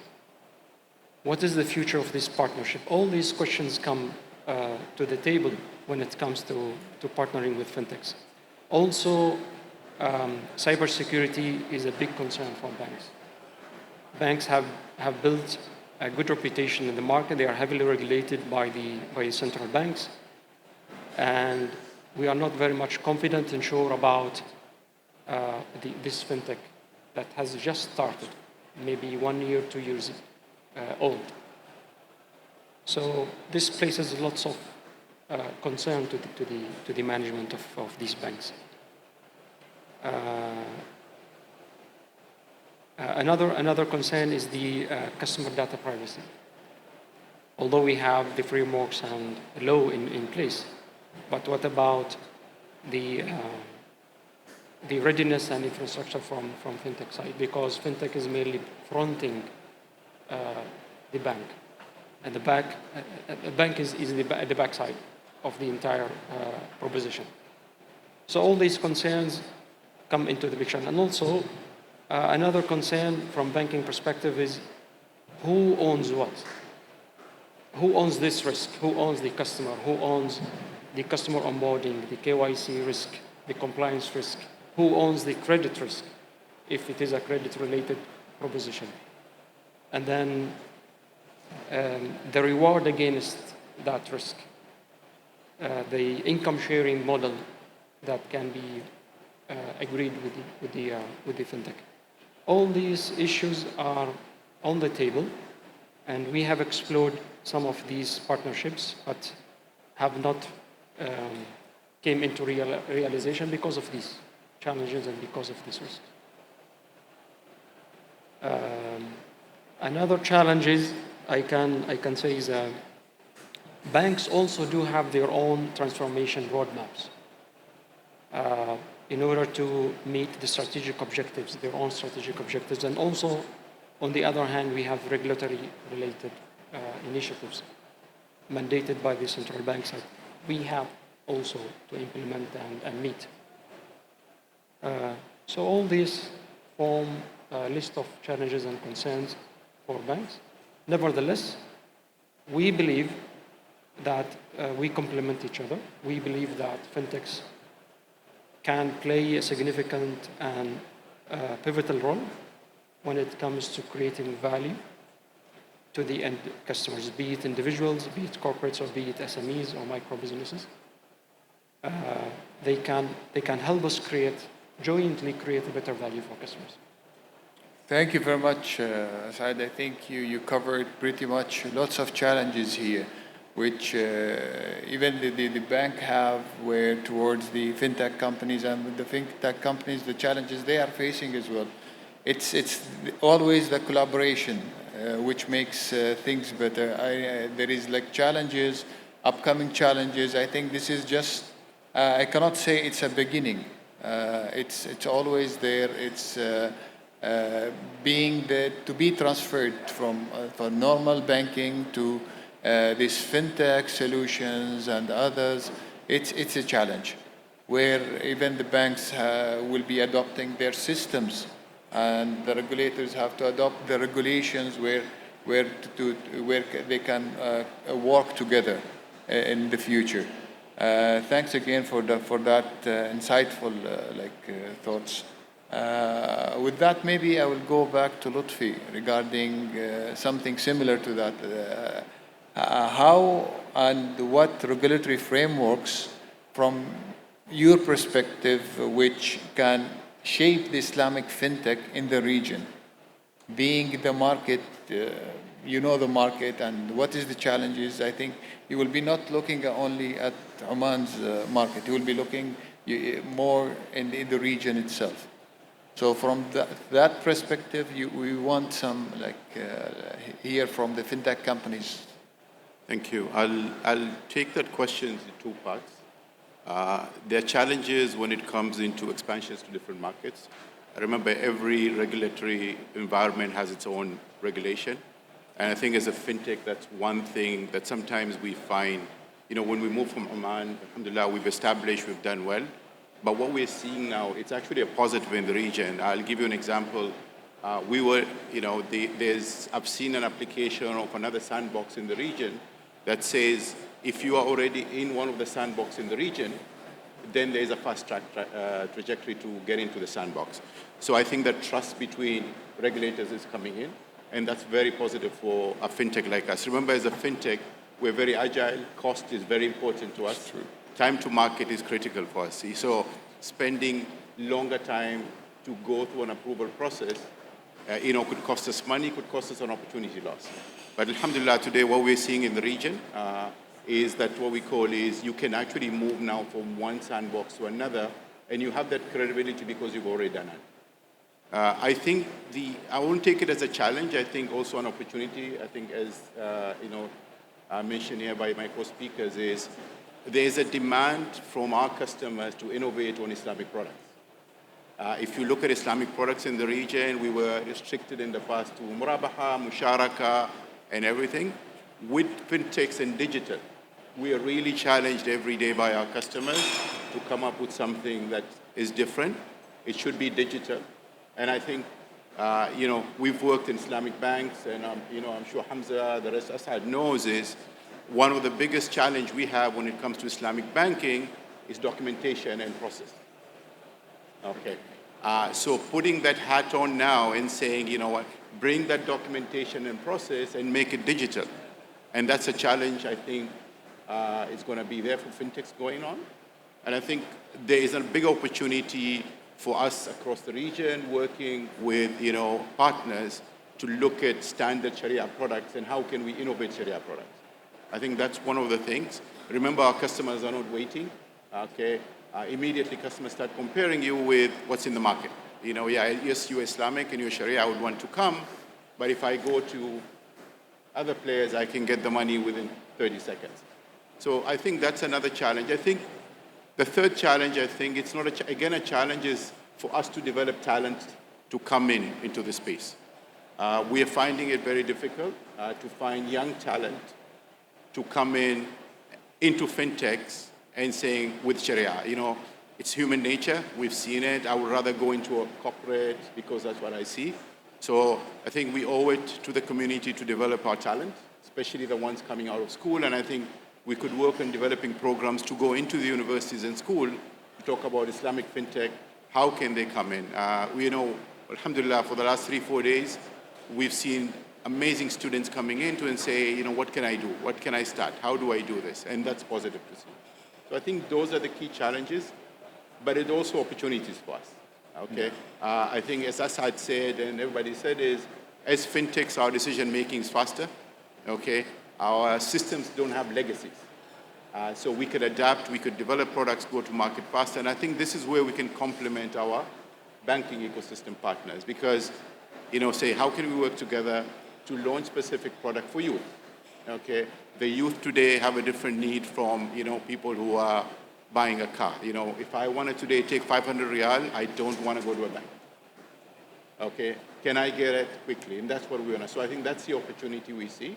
But of course, I think biggest challenge for us as Islamic fintech is adhering to Sharia compliant principles and processes. And I think that's where we continue working with our Sharia boards and our innovators. And I think, Ustad Hamza, I think it's something I will leave with you is how can we work in the region together to come up with innovative Sharia product, especially to drive fintech, inshallah. Thank you.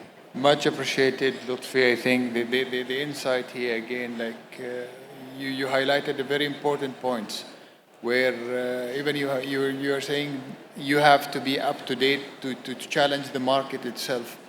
If you are a fintech company institution now today, tomorrow immediately someone will come with better product, and again you will be having different challenges there, and you have to adopt with the customer, with the upcoming market, the challenges, and how you can adopt yourself with the banking system. Maybe I will ask this similar question to Hamza in different way. When, as a startup, when you started this Wadia, what was the challenges from different perspective, like from the banking side, from the market side, and from the regulator side? I think I'll pick up from where Lutfi stopped. And there are a few points which are very common. The paperwork or the amount of documentation required, that's one. But it's also an advantage for fintech. So yes, we see it as a challenge. There's a lot. So this was one of the challenges that, okay, how are you going to put your contracts? How are you going to communicate around? It's all digital. There was a lot of, we tried to reduce the touch points or the friction points, but that came with a cost in terms of challenge, in terms of solving a problem. But it's also an opportunity because once we do it right, it will help us grow much, much faster. It will ease the process. It will make what is tedious in big institutions much faster in fintechs. So yes, it was a challenge, but we see it as a potential opportunity once it's fixed in the perfect way to grow faster and probably even knowledge share it with other institutions. In terms of talent, that was another challenge. Just like what Sir Lutfi said, in exciting the younger generation to join, the risk versus reward, the risk is much higher, the reward is lower, there is a lot of uncertainty. So that was a challenge, but also there was something good that we came to see in the Omani ecosystem at least. So the College of Banking, just to name one, we had few interns from the College of Banking. And the quality of these graduates were much higher than expected, and it was such a pleasant surprise to see young, talented individuals willing to learn, putting the effort. Some of them found jobs elsewhere rather fast after a few months in the fintech side. But there is a silver lining there. I think that was a challenge plus a benefit. Another challenge which I think still persists is cross-border. So what applies as a Sharia sort of framework in Oman would not always apply in Saudi or Bahrain. So this is, yes, we started to take learnings from other fintechs, companies that worked in the region. But when we came to apply it in Oman, there were few challenges. Not many, but still, that is a persistent challenge of how can we uniform these aspects. I think when we started, these things came to light. Some were solved, some are being solved. Challenges, but also we saw there are lots of good things in the infrastructure which is already in place. That's great, I think, Hamza. You really, I think among the panelists, all of us, all of you are really optimistic about the Islamic fintech and the future of it. And that's why when we are using challenges, you're saying, no, it's not challenges, it's opportunities. I totally agree with you. It's opportunities which all of us have to look at.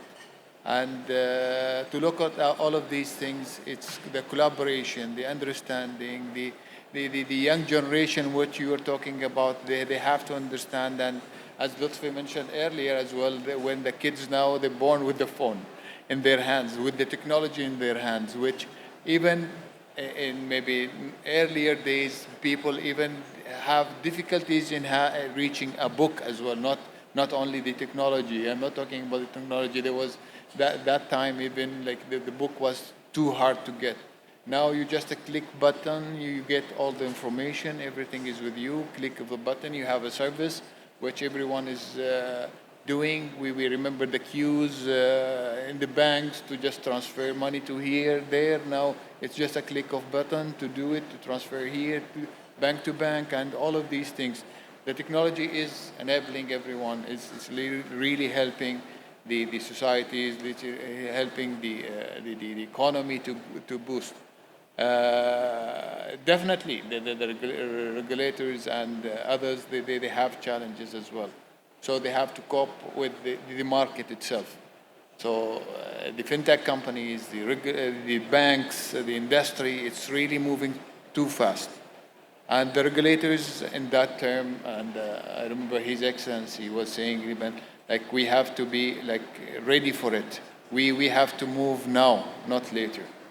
If that movement, it's bringing us to be in an advantage stage. From that perspective, I think there is the regulator internationally, Mr. Hamza as well. Internationally, they have challenges, and they wanted to collaborate with each other to bring the industry to where we are to, especially the Islamic industry. So we want to hear from your point of view, like how this could happen and how this collaboration can be fruitful for everyone. Yes, I think connectivity and communication is a very essential factor here.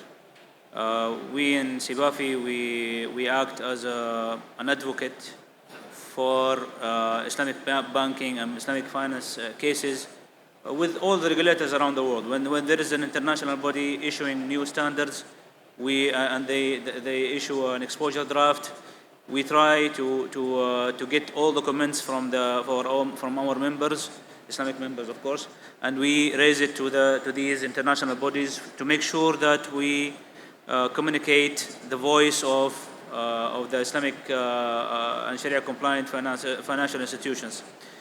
So, but I think this forum is about fintech, and I need to emphasize something. I think that the era of capitalism is fading away. You can see what is happening in the world. You can see the American debt is reaching 35 trillion now, which is raising red flags. And I think fintechs and the innovation in Islamic banking, inshallah, will be the future. I'm betting on it, that it will be the future. It will be the alternative, because it's an ethical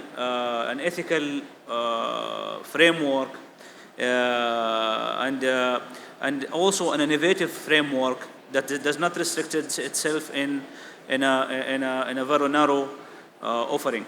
So fintechs, inshallah, are the futures. Regulators, by nature, they are conservative. They have to preserve the economy of the countries. I think the fintech are their tool to monitor these innovations and see if they succeed, they can regulate these succession stories and make it streamlined, right?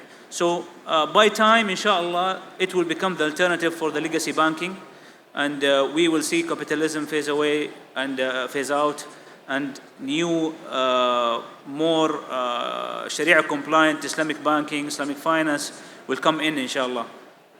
Thank you very much, Hamza. I think as an international organization, when you're saying this and the passion which everyone is having on towards this, and definitely these changes will bring the fruitful things for the Islamic banking. Unfortunately, with this, I think maybe we will be having just a few words from each one of you, because we are running out of time, and it was really wonderful panel. I think I want to continue, but the time is limited, so we will start with Hamda. A few words from you, please. Where you see the fintech, Islamic fintech in the future? Thank you very much. So I think I do have a rather optimistic view on the sector and how the Islamic fintech can collaborate with banks and other funds. So I see a lot of opportunity in the areas of smart contracts or blockchain-based contracts that includes Sharia elements into the modeling of things. That's one area. The other area is probably where الصناديق الوقفية, وقف funds, can collaborate very strongly with fintech to actually take that ethical element, combine it with a financial reward that is satisfying to society, and provide dynamic products that are currently not available. Probably these are the two areas I see bright future in when we collaborate fintechs with Islamic banking. Thank you very much, Lutfi. I think we started saying SMEs are the backbone of any economy. I think that's a massive opportunity. We know there's a 250 billion gap in the region, and it's going to continue to grow. And I think you started saying Islamic banks in Oman have grown, owning 20% of the market. I can tell you fintech will grow faster. And we can see it. So I think the key is working in collaboration. Okay? We can drive financial inclusion. Trust me with that. Empower SMEs to deliver into the economy, create jobs. Okay, and we can't do this alone. Collaboration with our partners ecosystem, and alhamdulillah, we have that in Oman today from our regulators.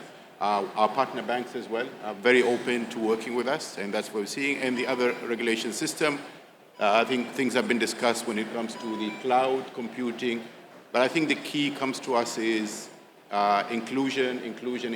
That's the last message I'll leave. It's very important for us, guys, because that's what will shape and that's what will create jobs and inshallah help us to deliver on our vision of 2040. Thank you, Lutfi. Asad?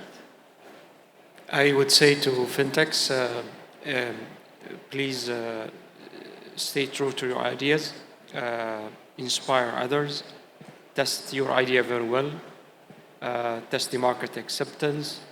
Don't think locally, but think global. And you can start in Oman, and then you can scale up in the region, and then maybe globally. Thank you. Brother Hamza?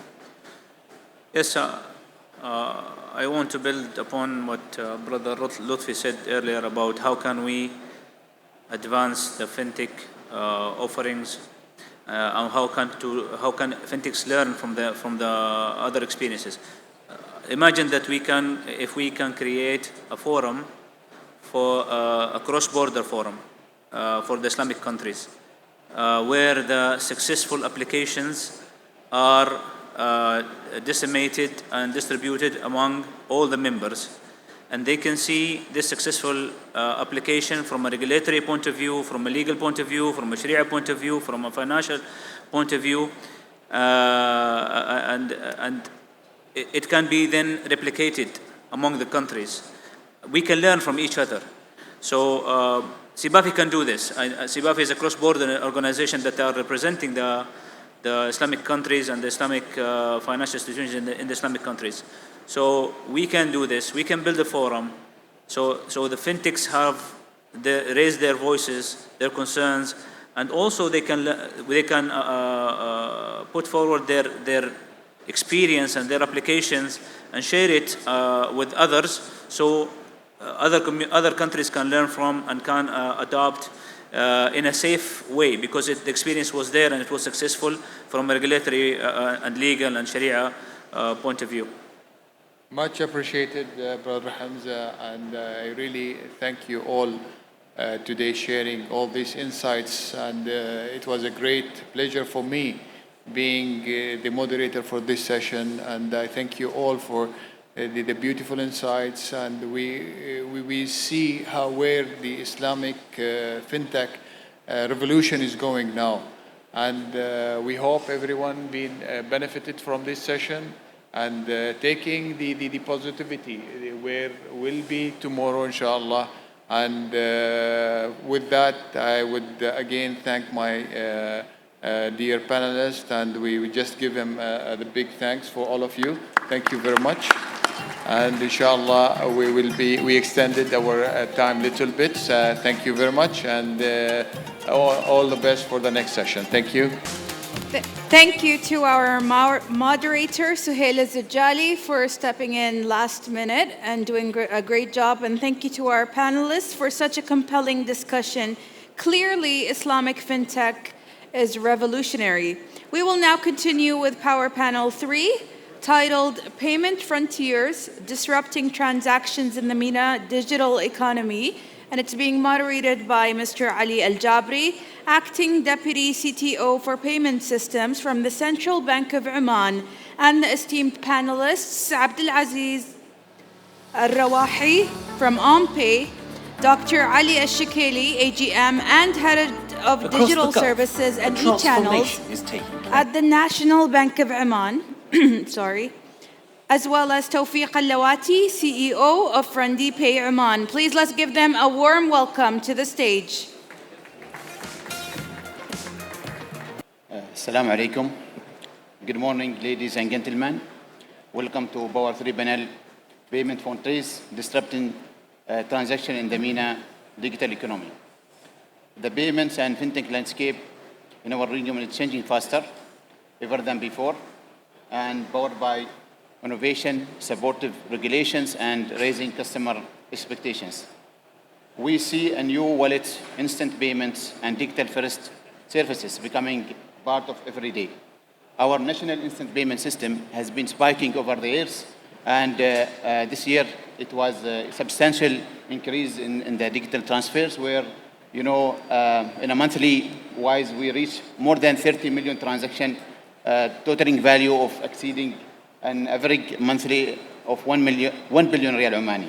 So now customers expect payments to be more seamless, secure, affordable, and also driving the banks and fintechs to rethink about how they are going to provide the services. The MENA region is truly becoming now a global hub for digital payments, new technologies. We are honored to have with us the three leaders having this transformation. Mr. Tawfiq Al-Lawati, the CEO of Friendly Pay Oman, and Mr. Aziz Al-Rawahi, the co-founder and Chief Innovation at OMPay, and Dr. Ali Al-Shikeli, AGM and Digital E-Channels of National Bank of Oman. So our session today will structure in 3 rounds. We'll try to touch on different themes and discuss certain, dimensions. So we'll start with round 1 with the trust human-centric design and innovative foundation. So to begin, let's understand how each of you is laying the foundation in the disruption, in the design, trust, and innovation. So I will start with Mr. Tawfiq, with your human-centric remittances after the launch of for Friendly Pay in May this year, highlighted that human-centric approach emphasizing an emotional connection in transactions. With the remittance market being highly competitive, how does the future like sending money in a chat or with a shared photo fundamentally differentiate, friendly pay from competitors and build loyalty within, Omani communities? Thank you, Ali, for this, for inviting us for this panel session. And the topic we are talking today is very interesting. And the question you've raised is it's absolutely important. To understand, and the key word in today's emerging tech, be that fintech or AI or anything else that we are doing, is the adoption rate of the end user, and how much of the tech power that tech provides today, or the solution is being adopted by the end user. That's very important. Before I just dive into answering your specific question, today there was a survey done in US on the use of AI. 80 to 90% of people using AI today for search, like a Google search, the normal search, or for redrafting a message or an email. And it's not used for its full potential of reasoning or automation or of its application. And that it's not a limitation by itself, but you need to understand where the user is coming from, what the user wants today to use it. Hence, when we come down to human-centric design, it's different than human sort of friendly design. And I can give you a very quick example. People who have an iPhone, right? When you receive a call in an iPhone, you would see a swap panel to answer the call. And that's only when the phone is locked. But if the phone is on, it's not locked, you will see answer, click on it. And that's a human-centric design by Apple, because Apple doesn't want you to accidentally answer your phone when it's in pocket, And that's the difference in a human-centric design. So when we want to design our application, we want to make sure how the user interacts with the app, how he navigates through the app, and from their perspective, from their understanding the application. And in chat transfer, or transferring with image, it's one of the way we are A/B testing today to find the solution. We find one of the things people find it convenient while he's on one app, to close the app and move to another app becomes a challenge over there. So within the chat, how can I transfer or make a payment, be that P2P or remittance or whatever it is, and while keeping personalization, while keeping security aspects into that. You can't win loyalty by speed and price always. You need to win loyalty by emotions, by how you connect with people, right? So we need to bring human factor back into the tech. Okay. Thank you, Tawfiq, for that insightful, update about your, strategy for providing the services, with a new way for the customers. And also, the trust is another, critical factor in this journey. So, Abdulaziz, let me bring this to you. Trust and transparency in digital economy. The integration of Mala's eKYC Hawiya is significant move beyond, streamlining the identity verification, and how does the national level partnership build greater trust and transparency in Oman-based ecosystem. So particularly for new users and merchants who are the transition from cash to digital payments. Yes, right. That is a very important things and well moved forward on Malaa. Malaa, as used to, has a few functions now, but now it's increased, having a different things. And we use multiple services of Malaa. It helps us to move forward of digital onboarding, and especially when we use it for international remittance. And then recently that we had signed an agreement with MoneyGram of Habit. So the moving forward of Malaa, it enhancing the wallet upgrades or the onboarding system. But there is a few things that we need to have it with Malaa, which is going to be in the roadmap of it, where the update of like a birth certificate or the other services, it helped also moving the full onboarding of the same system of Malaa. But here, although we used to have the onboarding of the users, it takes a longer time. Now with a few seconds of Malaa, that we enhance it and it gets moved fast onboarding. Great, excellent. So national eKYC that helps you as a fintech, for onboarding, and reach to the customers. Right. And one other thing also of when we speak a lot, the services are being given from a central bank of Oman. Now it become much easier, and even from cost perspective, where it's been provided from international companies. Now we have it locally with Malaa, and there is also multiple services. If we talk about fintech PSP in the market, we're not talking about onboarding the users. There is a lot of things others like scorings, lendings, and many other things are coming as a services of PSP and from the payment side. Excellent. So that national partnership is supporting you as a fintech. Excellent. Of course. And okay, so innovation does not stop with onboarding; it extends into how banks themselves adapt it. So, Dr. Ali, let's hear from you, from accelerator to implementation, following the conclusion of NBO Fintech Accelerator program in April this year, which highlights solution for AI-driven, financial reporting, fraud detection, and personalized investment. What are the strategy next steps on NBO, how to integrating these startups, innovation into the core digital payment infrastructure to enhance offering both for retail and corporate customers? From MBO point of view, first of all, we are believer. Fintech, it is enabler for banking and non-banking sector. They are not competing with us. This is one of our main objectives. We are always use the fintech to fulfillment our market pain point.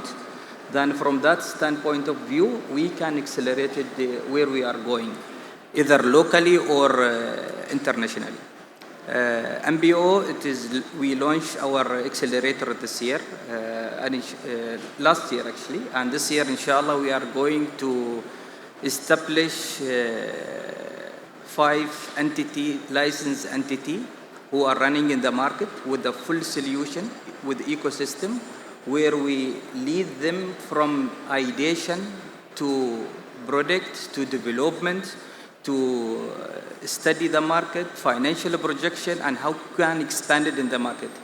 Assuring you, as part of MBO commitment, we will continue with the fintech, and we are going to expand, and we are going to reuse the solution. 3 of that fintech, it is now in the BOC state, and soon, inshallah, they will go live in the market, and we will continue with the same, our commitment, and we'll expand it, inshallah, region-wise. Excellent. That to hear, and great, to understand from you that NBO is being enabling for the fintech and, trying to support them. So that means a collaboration is there between fintechs and banking, sector. Let's move now to, remittances and recurring payments. Now that we have explored the foundation, let's turn to the remittances and recurring payments, 2 areas reshaping the customer behavior in Oman and beyond. So Tawfiq, telecom fintech synergy, given the deep integration with the existing, friendly mobile customer base, what is Friendly Pay long-term strategy for cross-selling, and creating unified digital experience? And how does the telecom fintech synergy disturb the traditional, customer acquisition model used by the banks and what I call telecom fintechs? Thank you, Ali. This is a very interesting question, and I will pick the cue from Dr. Ali when he said the banks or the fintechs are not here to compete. In fact, they are to sort of collaborate in the market. And that's the fact, and that's what reality is. It's a coexisting ecosystem, which we complement each other. When SWIFT, or let me give you an example. When credit cards, the schema came in, they did not replace banks in the way the banks' payments were doing. It complemented how banks and others can securely do purchase without carrying cash. So to your question, how are we gonna, or what's FriendlyPay's strategy going forward with the collaboration on the mobile subscriber base? It's actually not per se, but it's more on partnership level. So I will go back to the adaptation. It's the key challenge when it comes down to fintech. And it is drilled down to the trust and the confidence the user have today to use technology to handle their financial matters. It's not their literacy per se. They are literal to extent, and in any segment, be that working class or high tech, they are literate. They know how to use tech to an extent they want to. But do they have confidence in tech to handle their money or not? And telecom and banking have built that confidence to an extent, right? So to rely on their way of executing the work gives the end user a familiarity. They're familiar how the recharge works, how credit transfer works, or how online banking works. So partnering with them, going forward with them, using that frontier with them will make change. Because technology is not the hurdle in innovation or in penetration. It's the confidence and trust that we need to build, beside the human-centric design that we talked earlier about. Excellent. So we can understand that, these collaborations, like with telecoms, and fintech together, is a competitive advantage for, growing together as a partnership. Absolutely. Not only banks, not only telecoms. Telecoms, banks, we all coexist in this ecosystem, and that helps the end user to be confident in you in using and handling. Because you need to remember, the money or the wage is a hard-earned thing for an end user, and it's not easier for them. And given now with many frauds that happen in the market, so the differentiating over here with the consumer is that I can confidently trust this brand. I'm familiar with how this works. I'm familiar with Friendly Mobile. I'm familiar with Oman Tel, how the things work, or Bank Muscat, or NBO for that matter. So seeing that association builds together. Okay, so I can also understand it will help for cross-selling, different services and products? Definitely. So it's not only cross-selling, but it's actually cross-confidence also. So as an end user, we don't want to be the means to an end. We need to be the end for the customer, right? So the customer is expecting one place to do all his sort of services, be more personal, hyper-personalized. He wants to top up, he wants to pay his bill, he wants to transfer the money in one secure location. One of the things, and it's very interesting, I was listening to an interview by the founder of Netflix, and the biggest competition they have today it's not from another IPTV provider, right? It's coming from TikTok, it's coming from YouTube, because they are competing for the attention, for the person's attention. With so many apps and so many applications and complication, it's very difficult to grab the attention. You can yourself check how many apps are you using in a day. There will be limited, handful, but your phone is filled with all other apps. Excellent. Thank you, Tawfiq. Remittances are also at the heart of on-base growth. Abdulaziz, how do you see this in this space? So global remittance strategy following your partnership with MoneyGram. Okay, what's the strategy driving the adoption for international transfers, especially in a market where established players and newly launched services like, for example, Friendly Pay are also competing? How will you leverage MoneyGram network to offer unique value proposition for Omani citizens or the community? Yeah, you are right. I think the growing now of international remittance are going very fast, especially in the markets that we have it here in Oman. Half of the populations are an expat, where we had that partnership with MoneyGram to extend it to 150 countries. And it's moving very fast because it's as fast as it is. Fast transaction, instant payment, it goes to wallet, it goes cash pickup, and to the bank account. But here, very important that we wanted to highlight it. I think the new things, a new upgrade of, and I think the new things, a new upgrade of the AmbiClear 2.0 will help a lot to impose those things to be more. If you see blue-collar workers and others, they doesn't have the bank account. Mostly, they don't have a bank account. And other countries, like in Pakistan, Bangladesh, and other countries, they used to use a wallet like Gcash and other wallets that they have. And they could send and receive the money instantly in the same as fast as it is. So a future, we were looking to a wallet to have that in the market. And especially when we are talking about OnPay, our telecom providers company, we have the big data of users. Where you mentioned also the cross-selling of data cross-selling, remittance cross-selling, eSIMs and other things. So that would help also from Airtels to e-money transfer. Okay. It makes much more easier, and even though with the help of central bank, when we have that open banking integration, it will become much easier for the blue-collar worker to do so. Interesting insight, Abdulaziz, thank you. So I can see also that for OnPay partnership also, because you collaborate with Omantel as a telecom, so that is also give you a competitive advantage. That is, it's noticeable and across, I think, all the fintechs that are having that partnership. Beyond remittances, recurring payments are transforming daily life. Dr. Ali, get your insight in recurring payments innovation. The launch of direct debit and e-mandate in May 2025, developed in line with the central bank strategy, simplifies recurring payments.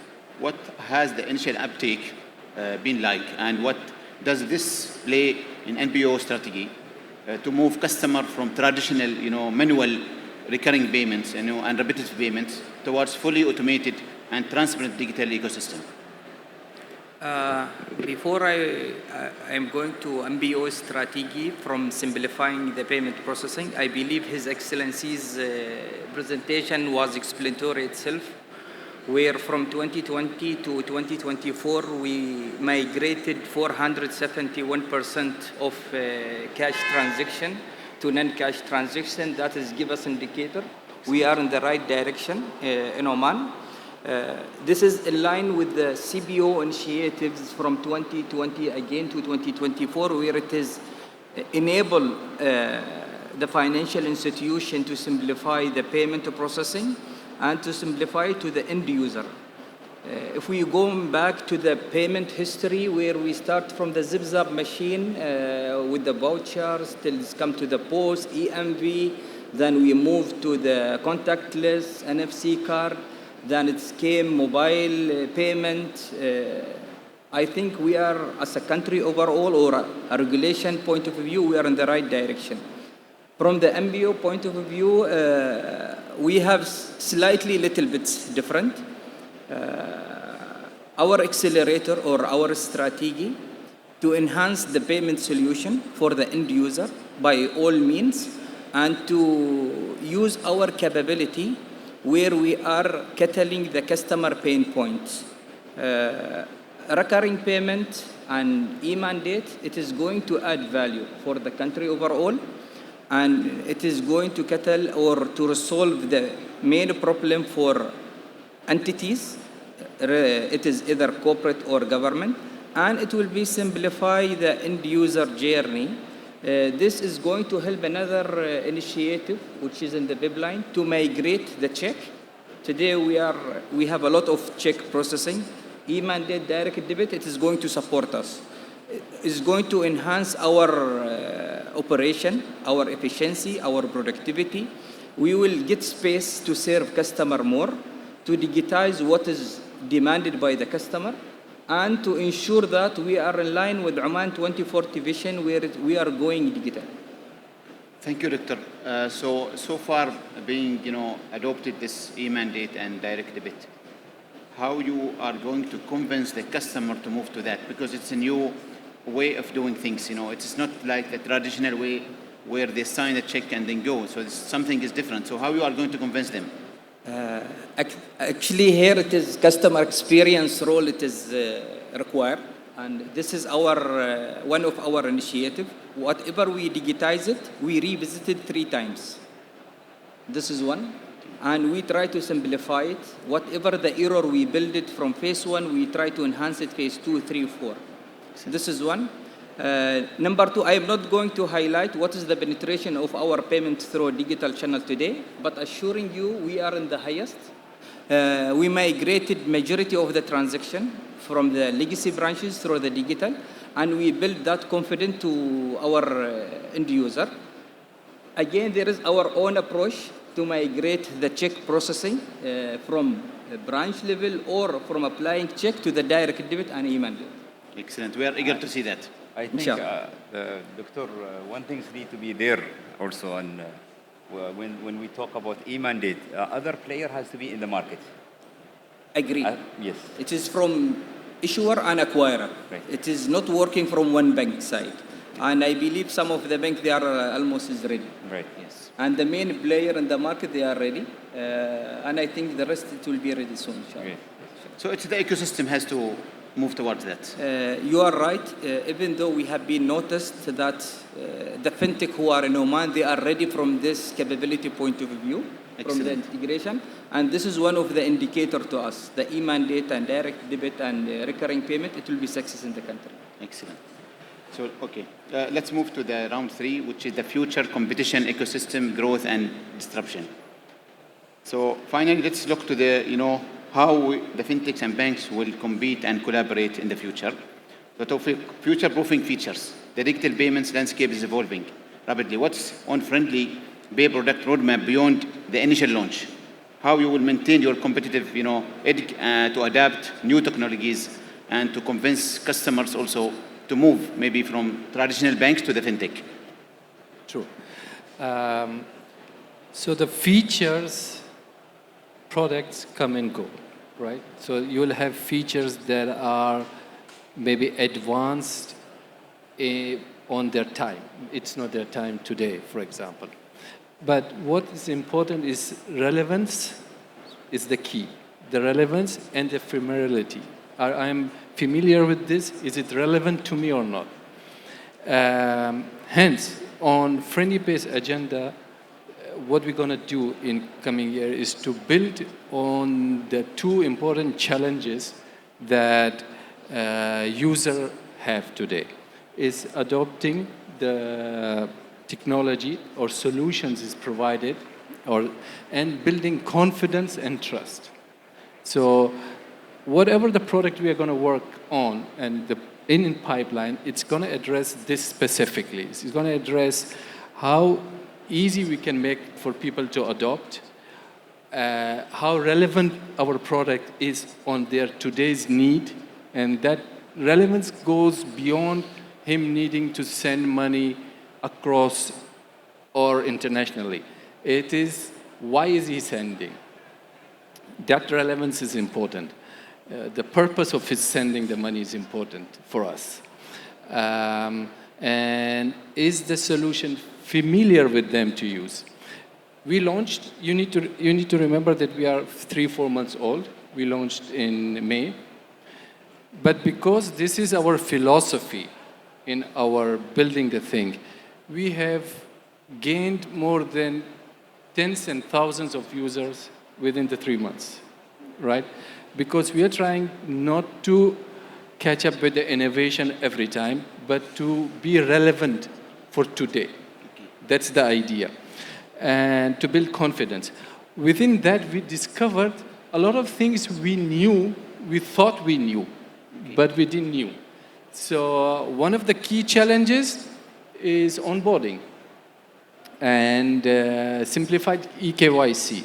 You, and maybe Abdulaziz might also agree with me on this one, is that those certain segments of user use different types of devices, and and they actually operate in a different condition. So we find a lot of issue onboarding customer, right? Where the image is not clear or the photo is not clear, and it gets rejected. And that's because the eKYC system was built by engineers in a suitable environment. But the end user is using it in a different environment, in a camp, in a different lighting. Okay. So becoming more relevant is important. So that's what we're going to work on. We're going to work on how we simplify onboarding while keeping the security, keeping the compliance in check, being more relevant to our users. Okay.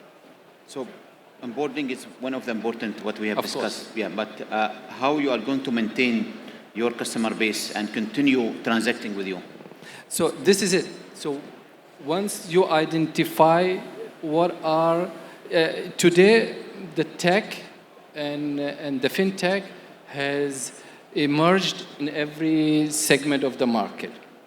If you go to countries like Africa or Brazil, all right, you would see that penetration on fintech is high.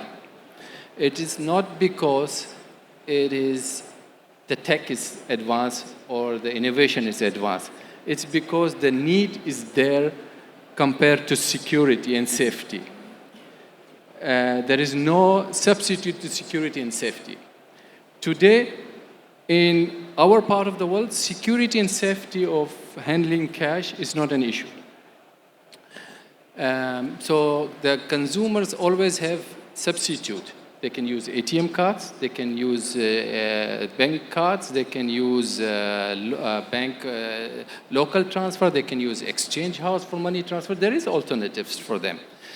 So why would they move to some new technology yet not proven and not build confidence in them, had not shown that human touch in them?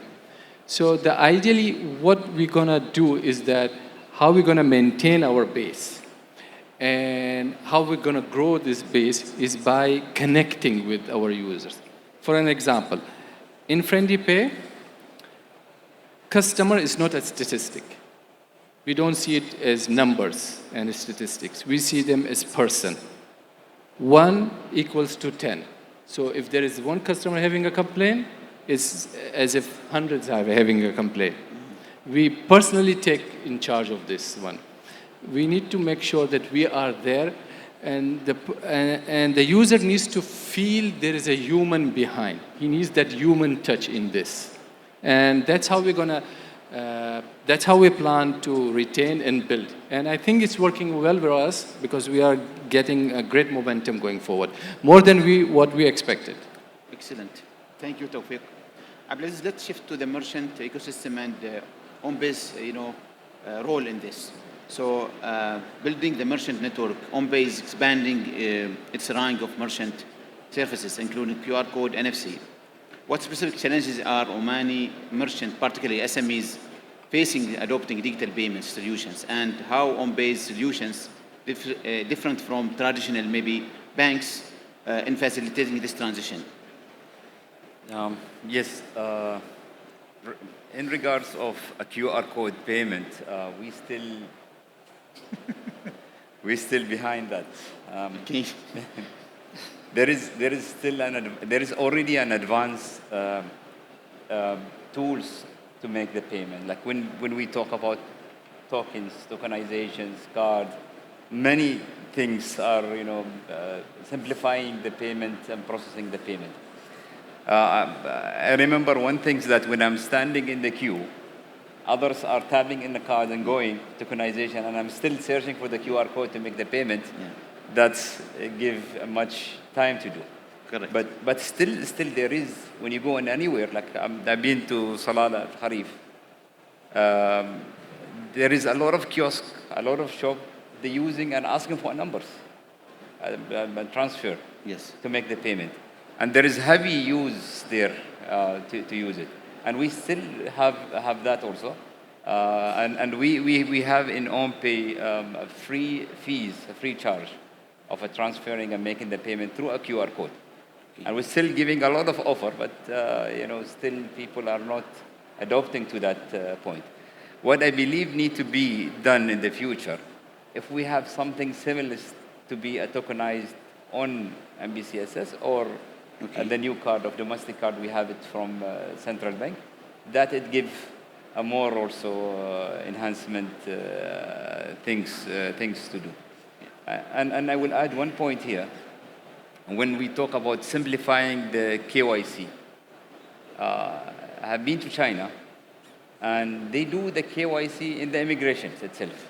When you enter the immigration, we'll have your photo, taken, fingerprints, whatever been there from the airport itself. When you do the onboarding, you just only need to key in your phone numbers and the passport. All the information are presented there. I think when we come to that point, then we'll make it more and much better on simplifying the KYC. Thank you. I will go back to your point about QR code, and in terms of the user experience and frictionless. Yes, correct. There is some frictionless compared to tokenization and NFC payments, but I believe still there is some room where for SMEs that accepts QR code payments, and today it's available. It's by misusing using B2B, but I mean there's opportunity for that as well. Yes, there is opportunities. That's what I'm mentioning at the first. We have the first integration between the e-commerce, the payment gateway, and the QR code. So we have seen there is a place also for a merchant to use it. We're using beside of e-commerce, having a number, request to pay, and still there is, and they use. But when I'm talking about simplifying the QR code payment, I'm not talking about the tokenize it directly like a card tokenization. I mean, making the payments, like having a POS machine present directly the dynamics of QR code. And it is there. If we have it with all banks, and we could use the same POS machine, and I think with NBO there is also. It will enhance the payment process of. Thank you. Thank you, Abdulaziz. Dr. Ali, let us close your perspective on how banks and fintechs can coexist in the evolving landscape, so balancing digital and physical presence with the new fintech focusing solely on digital channels. NBO has strength in terms of establishing branch network. How does NBO digital strategy, including innovations like fully digital account opening and enhanced mobile features, integrate with many complementing services, to provide seamless and trusted omni-channel experience for the customers? As per our 5-year strategy, which has been started back 2021 to 2025, we have been never expand our existing branch. We sustain with the same. While our growth year by year as a bank overall, it is reached to 14%. We believe that is digital, it is the right solution for long term and based on the country population. where it is served 60% it is the youth. And the technology, what is happening in the regions, we try to see what is the case study it is replicated. From the digital, we have been digitized almost majority of the product and services, which is demanded by customer, started from the digital onboarding, open account, and there is tools it is supporting us. The integration with Malaa, it has been simplified the digital onboarding, while previously the customer to open account, they have to sign, if I'm not mistaken, 16 papers. But in today, with the digital signature, with the different technology we are using, customer can open account and get virtual card instantly. It is less than 3 minutes. Where it is before, you have to open account and come after 3 days or 5 days to collect your debit card. But before we reach to this stage, we went through the journey. We introduced our self-services machine instead to expand the legacy branch. We introduced new functionalities based on the customer demand. We digitize different services, digital onboarding, credit card, investment, check processing. We digitize it from end to end just to ensure that we are giving seamless experience for customer where they can transact with us without referring to the working hours. And I don't believe that we are going to expand our legacy branch. Even from the market point of view, we have been seeing even the result which is published. The market's direction is going digital. Thank you, Dr. Gus. For the sake of time, I will have another final question for all of you. What do you think is coming out of all of this disturbing technologies? Is there something coming that we should be ready from regulator, from ecosystem, stakeholders? What do you think is coming? We have, His Excellency has mentioned, we are soon will launch our domestic card scheme, and there's tokenization, there's instant payment, there is seamless also cross-border payment. So what do you think is coming? I believe Abdulaziz will start. I think the open banking will come to complete all each others, and which is the best and enhancement of the future. We missed that competition between the banks, and we have seen it in different ways where it will help of empowering the ecosystem from the scoring part, from the merchant, from businesses, even to individuals. How long it will take in Oman to move from a bank to another bank? At least 2 weeks to a month to do. But if you see it in open banking ecosystem, it will take you only 1 minute to 2 minutes. Excellent. And there is a lot of other things. This is what I believe is going. Okay, good. That's one of the maybe things that's coming. What I'm trying to refer, I think biometric payments is coming. Right. And I want to understand from Ali and also from Tawfiq, do you think that we should be ready from central bank as a regulation and from the ecosystem to be ready to adopt that as a national, level? It is not only from the central bank. There is different regulation in Oman. And to avoid our learning session from other projects, it should be aligned from day one. All the regulation or the stakeholders sit on the one table to agree what is required, what is from the legal, technical, commercial, and to ensure that the proposed new solution, it is sustained for long term. Today, from the payment point of view, we have different solution. It is very convenient for customer. What is coming, it is biometric, it is coming by mean. I think it is either by fingerprint, thumb, or face recognition. This is going to come soon or later. But I agree with Abdulaziz. At the same time, I disagree. I am seeing it from different aspect. As a personal or professional. Personal, I need value proposition. And open banking is going to keep the competition from the value proposition, which bank or which fintech it is smarter to offer the right for the customer based on customer behavior, they will gain. It is right, it will simplify the shopping for customer, which is already implemented in other country, which is still healthy. But I think the innovation, it is going to apply very sensitive role.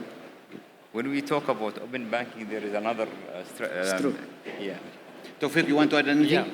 Yeah. Doctor, we were talking in the break about frauds and how to prevent that. I think what's coming, Ali, it's a digitally connected community, a digitally connected society. We need to be ready with that. So there is a lot of infrastructure connection needs to be built. You know, today, notary at the court is done remotely. You can do remotely. But that's the only thing you can do remotely. Not everything else in the country you can do remotely. Digital identity becomes very important. Biometric, like the guys were saying, becomes very important. I think this is where we need to focus now, because if we do not build a strong infrastructure connected with all the authorities and the businesses, it will create a lot of cracks in the system where frauds can happen, you know. And again, to my point, impact the trust and confidence of the user to go back to the traditional ways. So that's basically what's coming. Thank you. Thank you, our panelists, for this rich, insightful information and updates. And I think we will, inshallah, be ready for the future and for the new technologies. And on behalf of you, I thank all the audience for being us today in this engaging session. Thank you. Thank you. Thank you. Thank you to our moderator and panelists for such a fascinating discussion. Ladies and gentlemen, we will now continue with Power Panel 4, titled The Next Wave, AI, Blockchain, and Future Banking Intelligence. It's going to be moderated by Dr. Jihad Al-Wahshi, Head of Data Management at the Central Bank of Oman, and the esteemed panelists Ken Hapson, who is a Regional Data, AI, and Security Technology Leader at IBM, as well as Basil Haddadin, Regional Sales Manager at Google Cloud, Ali Hassan Musa, FinTech Advisor and respected thought leader in Oman's digital banking transformation, and last but not least, Dr. Salim Al-Shi'ali, Director of AI and Advanced Technologies at MTICT. Please give them a warm welcome to the stage. Have a good discussion. Assalamu alaikum. Good afternoon, ladies and gentlemen, and welcome to this discussion entitled The Next Wave, AI, Blockchain, and Future Banking Intelligence. Today, we will explore how emerging technologies, specifically artificial intelligence and blockchain, are transforming the banking sector and shaping the future of financial intelligence. Our distinguished panelists bring a wealth of expertise across government, technology, academia, and financial sector. Their insight will provide a forward-looking perspective on innovation, operational efficiency, risk management, and customer-centric strategy. Without any delay, please allow me to introduce our speakers. First of all, our first speaker, Mr. Ali Hassan Musa, financial expert and advisor, Ministry of Finance. Mr. Ali is a seasoned leader with over 30 years of experience in banking, technology, and innovation. He is currently working as financial advisor at Ministry of Finance at Istidama, the National Program of Fiscal Sustainability and Financial Sector Development. Welcome, Mr. Ali. Thank you. Now, our second speaker, Mr. Ken Hapson. He is a Regional Data, AI, and Security Technology Leader from IBM. Mr. Ken Hapson has an extensive background in technology leadership spanning over 20 years, leading the data, AI, and security technology across different countries. Mr. Basil Haddadin, Regional Sales Manager from Google Cloud. Mr. Basil is a sales leader with extensive experience leading the financial industry sector across different countries. Welcome on board. Thank you so much. Now, Today we are talking about AI and new technologies. And once we talk about AI, we're talking about Gen AI, we are talking about big data analytics. Mr. Ali, based on your banking experiences, where do you see the next wave in banking? Right, thank you very much. AI is nothing new. It just gets evolved as we speak, by the minute. You know, we as the public started really using AI from Siri, from iPhones at a wider level. In banking, it's really important now to use AI ethically and also selectively to enhance the customer journey, and also to have this personalization of banking. Banking, unfortunately, in many places in the world, including in Oman, are not personal. You know, they keep sending you messages, generic messages. This is a personal example. I have a mortgage from a bank. I get an SMS message saying, take a mortgage, and this is an offer. Why would my bank send me a message if I already have a mortgage?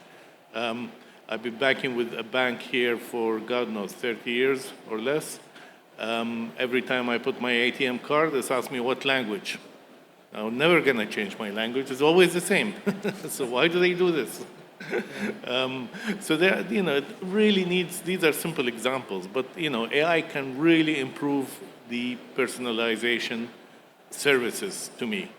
By looking at the data, my spending behavior, and actually can suggest something for me only. If I'm using my debit card, my point of sale, over a couple of months at a garage, means my car really needs a replacement. With AI analytics, this can trigger a message with a special offer only for me because of my spending behavior. These examples exist, they're not sci-fi. These examples are implemented even in the region. There are banks actually working on such matters.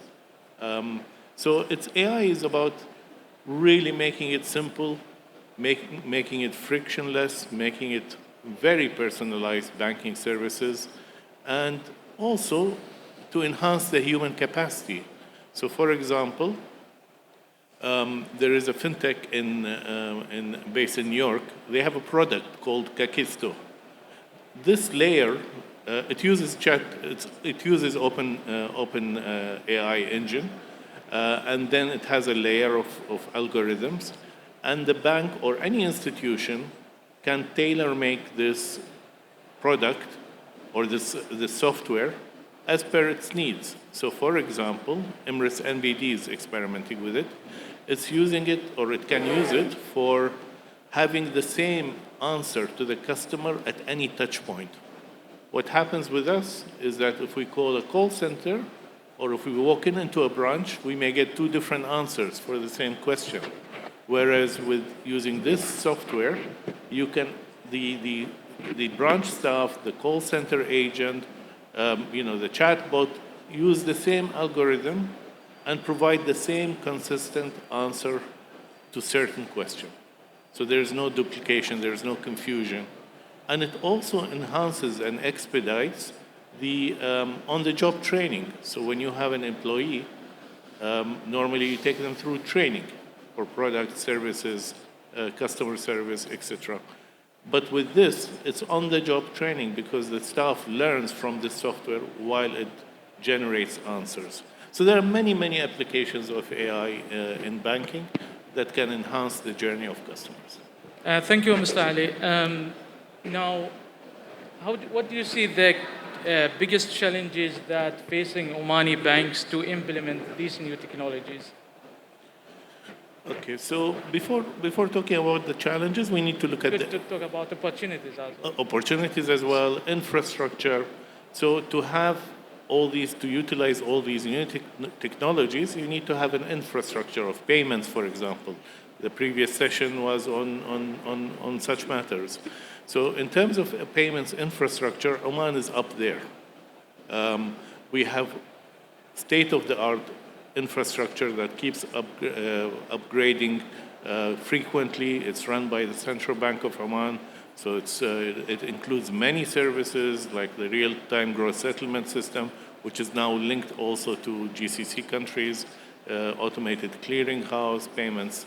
Other than ATM and the point of sale, you have QR payments, you have instant transfers through mobile, you have now fintechs that provide payment services linked to this infrastructure. So all sorts of services are available. Now, after the infrastructure, you need the regulatory framework. So the central bank, again, has issued all these regulatory framework, from cloud computing to cybersecurity to open banking, which is an excellent framework. And these are not my words, these are the words of the World Bank. I was discussing with a technical expert who was here in Oman last week, and he said actually this framework is excellent. Thanks. You're welcome. I'm doing an advertisement for Central Bank. I should get paid. Yes, so we have the regulatory framework for cloud computing, outsourcing, cybersecurity, open banking, and recently digital banking. And again, it's an excellent framework. So I have done a white paper research. I benchmarked this framework with regional, and I think it's one of the best. It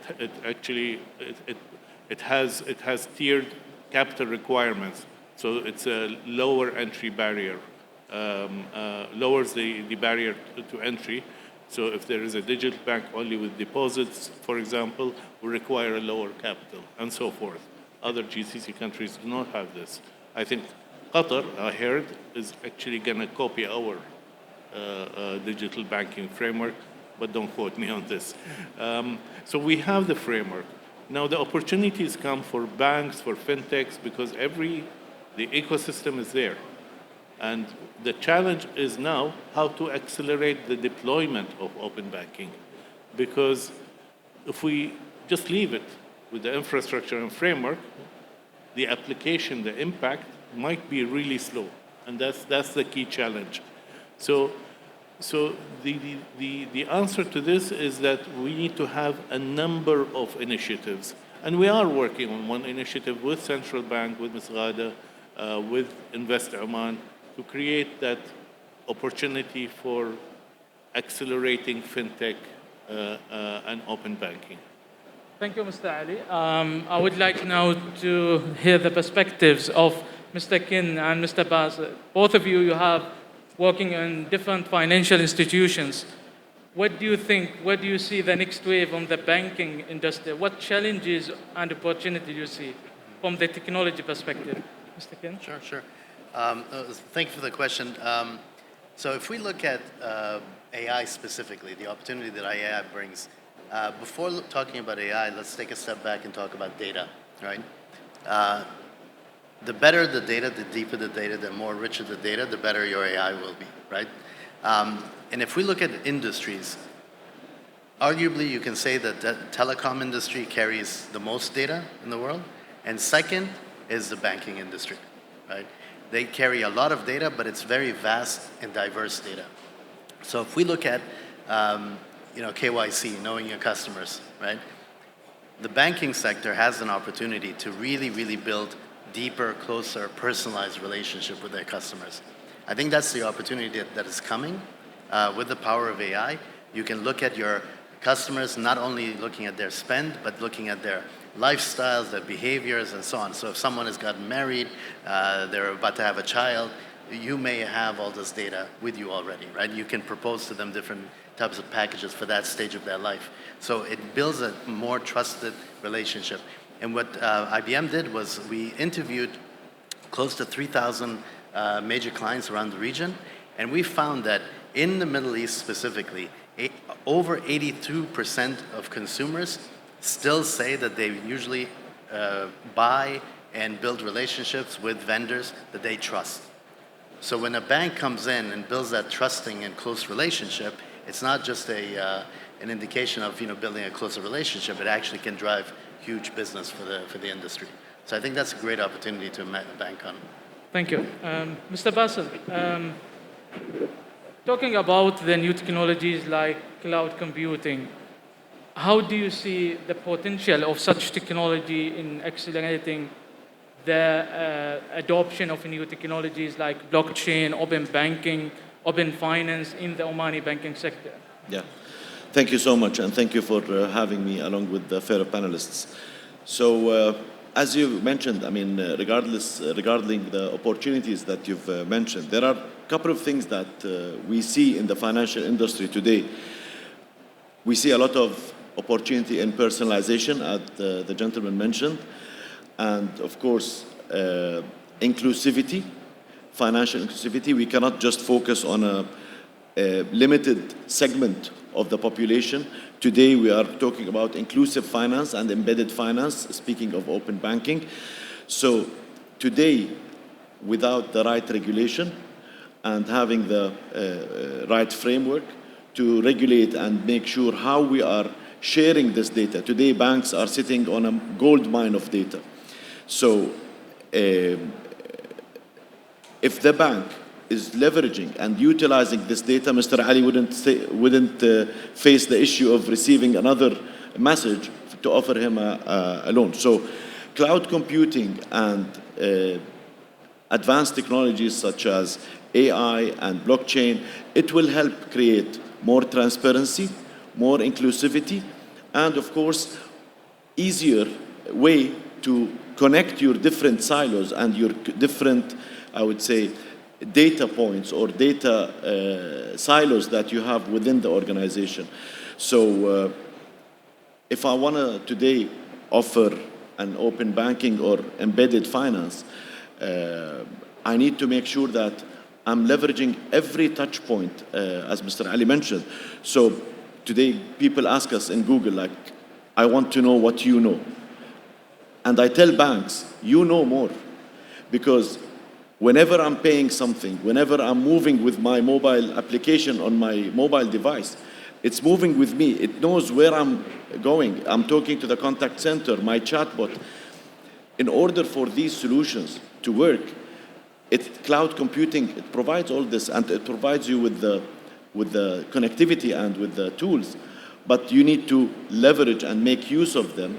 And with the clarity of the cloud regulations, it will help you know exactly what data can I put on the cloud, what data has to stay on-prem. So it's not a blanket no that I cannot move data or I should move all the data. There's a quite of a balance that you have to do in order to achieve the objective that you're trying to do. So this is how we can help in order to start testing and getting more familiar with the technology and see quick wins when it comes to leveraging, the data that we have. If you allow me, Mr. Basil, now, once we talk... Ken wanted to no, I just wanted to, if I may, great point. I wanted to highlight the inclusivity that Bassem mentioned, and I know Mr. Ali has a deep point on this as well. So just a couple of data points I wanted to share with the audience is that when we talk about inclusive banking, there is, according to world organizations, there's 24% of the world's adult population that is currently without access to credit, right? That's 24% of the adult population globally, right? Within the region, Middle East and North Africa specifically, we have over 150 million adults who don't have access to credit, right? And the only reason they don't have access to credit is because they don't have a credit history, right? So with the power of AI, with the power of blockchain, with the emerging technologies that are coming to us, the next phase of the exciting, phase that's coming to us is that we can look at other type of behavioral activities that can build credit for these people. For example, how they pay their rent, how they transact their mobile bills, how they move cash from cash machine. A lot of these things can be captured to build minimal credit to bring these people into the financial segment. Now, once we talk about banking data, you are talking about very sensitive topics, and I think most of the bankers here will agree with me. Now, cloud computing, we know there's an opportunity for in different sectors. But once we talk about banking, there's a fear of change, of hosted the data on the cloud. What do you think the practical steps, Mr. Kin, maybe you can add, what are the practical steps banks should do first to move to the cloud computing? Oh, sure. So cloud is an opportunity that we cannot ignore, right? It's got huge potential just in terms of driving productivity and optimization for organizations like specific banks. Now, moving to cloud is not a black and white or 1 and 0, right? One of the things that IBM is really invested in is a hybrid model, right? If we look at back in 2015, IBM invested $34 billion to buy Red Hat. And back then, people didn't really understand why that big purchase for a company. The reason for that was that we embedded every one of our technologies with a hybrid model by design, meaning that every solution should run on cloud as well as on-premise, right? So now if you take that conversation off the table saying, irrelevant of the technology, it exists on cloud and on-premise, right? Now it becomes the responsibility of banking institutions to look at which parts of data and functions can you move to cloud and which ones you should keep on. So for example, if you're doing marketing, which relies on social media and so on, this is all available publicly, so it should go on cloud, right? However, when it comes to specific financial details, personalized details, and so on, those should be kept very confidential and on-premise. But these two data should intermingle, right? Where do they intermingle? You pull them in and intermingle them in a hybrid environment within your secured walls. So I think hybrid is really the next stage. Thank you, Mr. Ken. Now, let's move to the next theme. And the next theme, we will talk about more into the enablers that Omani banks have to accelerate the adoption of such technologies. In today's keynote, speaking of His Excellency, the Governor of Central Bank of Oman, he mentioned that digital transformation is no more an option. So it's become a necessity for the bank in order to fostering the innovations and enhance the banking services. Mr. Ali, what is the role of Istidama in promoting and advancing the banking and capital market sectors using such new technologies, AI and blockchain? Right. So Istidama is a national program for fiscal sustainability and development of the financial sector. It comes under the umbrella of the Ministry of Finance, but we work very closely since this program is an accelerator to a number of initiatives, number of projects nationally. So we work very closely with a number of stakeholders, such as the Central Bank of Oman, the Financial Services Authority, and so forth. Even with educational institutions such as the College of Banking and Financial Studies. So Istidama has a number of groups, working groups, and each working group has a number of projects. The total number of projects or initiatives is more than 70, so it's a large number. So we have one group for the banking initiatives, development of certain elements within the banking sector. One is for the capital markets, one is for the insurance sector, one is for the fintech. So we have a number of fintech initiatives as well, working very closely with the innovation team of Central Bank of Oman. We have some green initiatives that have resulted in the creation of Net Zero Center, which is now part of the Ministry of Energy. We have also legal initiatives. So any reforms, regulatory reforms, would require legal changes. We have capital, we have human capital and financial literacy. So these are 8 groups that work on a number of initiatives. As far as development of the banking sector, there are certain initiatives such as enhancing the ecosystem of the Islamic finance, the finance companies, enhancing savings and deposits, again, providing fintech solutions as well, discussions with central bank, with stakeholders, with bankers. One fintech that I have met based in Singapore, it works with banks and it provides a service through an app or an app of the bank that you use, where it's called family banking. So the parents actually manage the accounts and monitor the accounts of their children. They can actually also authorize. They can put targets for savings. They can put limits for spending and so forth. So these are opportunities with fintech, with open banking and finance that can be utilized right now. Of course, with this example of family banking, there's always the risk that the wife will tell her husband, I want to monitor your account as well, rather than the children. But that's a risk. Yeah. So that these are the initiatives. Some of the initiatives relating to enhancing SME ecosystem. Remember, fintechs are SMEs. So we're working on creating an SME platform. It's ready for launch. The Chamber of Commerce will be the owner. It's a marketplace. So even fintechs can register for free, and it creates visibility, it creates what services they provide. If they need to link with investors, it's a complete support system for SMEs, including fintechs. There is another initiative for funding platform for SMEs, and so forth. So a number of these initiatives based on technology and based on enhancing the ecosystem of SMEs. One last item, which is very important to mention, and it's linked to Ken's point about inclusion. We've been working very closely with Mala'a, the credit bureau. They have a number of great initiatives. We have also just agreed with them to reprioritize some of the initiatives because to enhance financial inclusion. So we've designed with them SME credit score model, and that will be implemented soon, inshallah. They have also linked the credit bureau with a number of utility providers, with service providers, to actually make the unbankable bankable.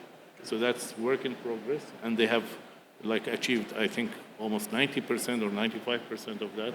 So these are great initiatives to enhance inclusion and the financial sector. In Istidama, I know you have, identify key pillars there.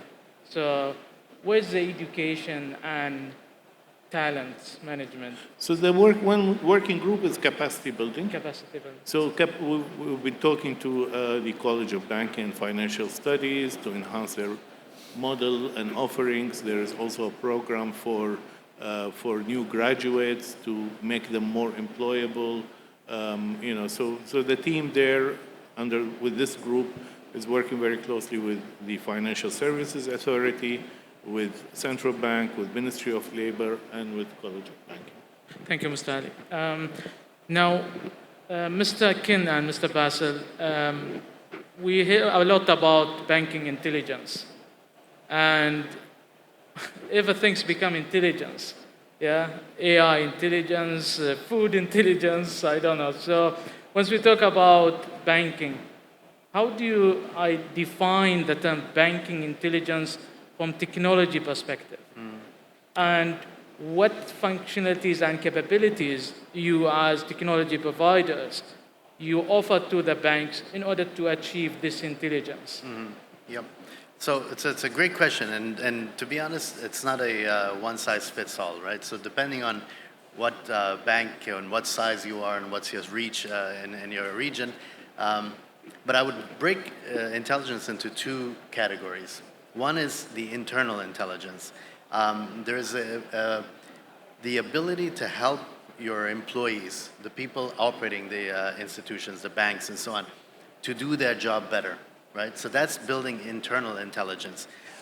There's a lot of process optimization that can be reached because simply put, let me give a very silly example, which is not even related to finance, it can apply to anyone, is if you are hiring someone within your organization, you're going through a hiring process, most people that hire, they don't hire every day. They hire every 9 months, every 12 months, 18 months. Often we forget what that hiring process is, right? Where we can get the approvals, where we need to get all the right documents, how do you write the description of a role and so on. There's a lot of wasted time there, right? If you can optimize that and bring AI to help you develop that, right? That's an optimization that is really a low-hanging fruit, right? Similarly in finance, similarly in procurement, and so on, customer interaction, customer call centers, etc. There's a lot of optimization that can be built there, which means ultimately that the person doing their job can do their job more intelligently, faster, better, with less errors, right? That's the dimension number one of intelligence. The other intelligence, which I highlighted earlier, is around KYC, right? So how well do you know your customers? So banking institutions, historically we're looking at passport copies. KYC was, do you have a passport copy? Yes, we know our customer. That was a bare minimum, right? But now it's about, we have a global migrant population, especially in this region where people are living in Dubai for 1 year, 2 years, then moving to Qatar, then coming to Oman and so on. So how can we know these people better? How can we know their lifestyles? How can we know what stage in life are they in, right? How can we know, like Mr. Ali mentioned, to not keep calling them? Honestly, I'm getting called by my own bank multiple times to open an account. And I'm like, I'm already with you guys. Why are you asking me to open an account, right? Because what they do is they delegate marketing to an outside source company to just bring in new accounts, and they just do it in a very, very vanilla way. Sorry to interrupt, I closed my account with a local bank, closed the relationship. I still get messages from them. Exactly. So it comes to the point where KYC can mean, again, it relates to the intelligence, it can mean how well do you really know your customers, right? When someone gets a birthday, a wedding, anniversaries, a new child is born, retirement, a new car is bought. Even if someone buys a new car and they buy insurance, but they didn't buy the car or the insurance through you, they didn't take a loan, send them a congratulations, right? Looking forward to working with you. Maybe next time they will consider you a little bit better. That's where the trust comes in, and the intelligence is really organizational intelligence of knowing your customers better. Yeah. Okay, very interesting. It looks like the term intelligence means different things for different people. Absolutely. From different perspectives. Yeah. So I would like to hear Mr. Ali's views about banking intelligence, what it does means for at least Omani banking context. So it's something I mentioned before. It's really the personalization, using AI to enhance not only the efficiencies and reduce risk, mitigate risk, manage risk efficiently, reduce fraud.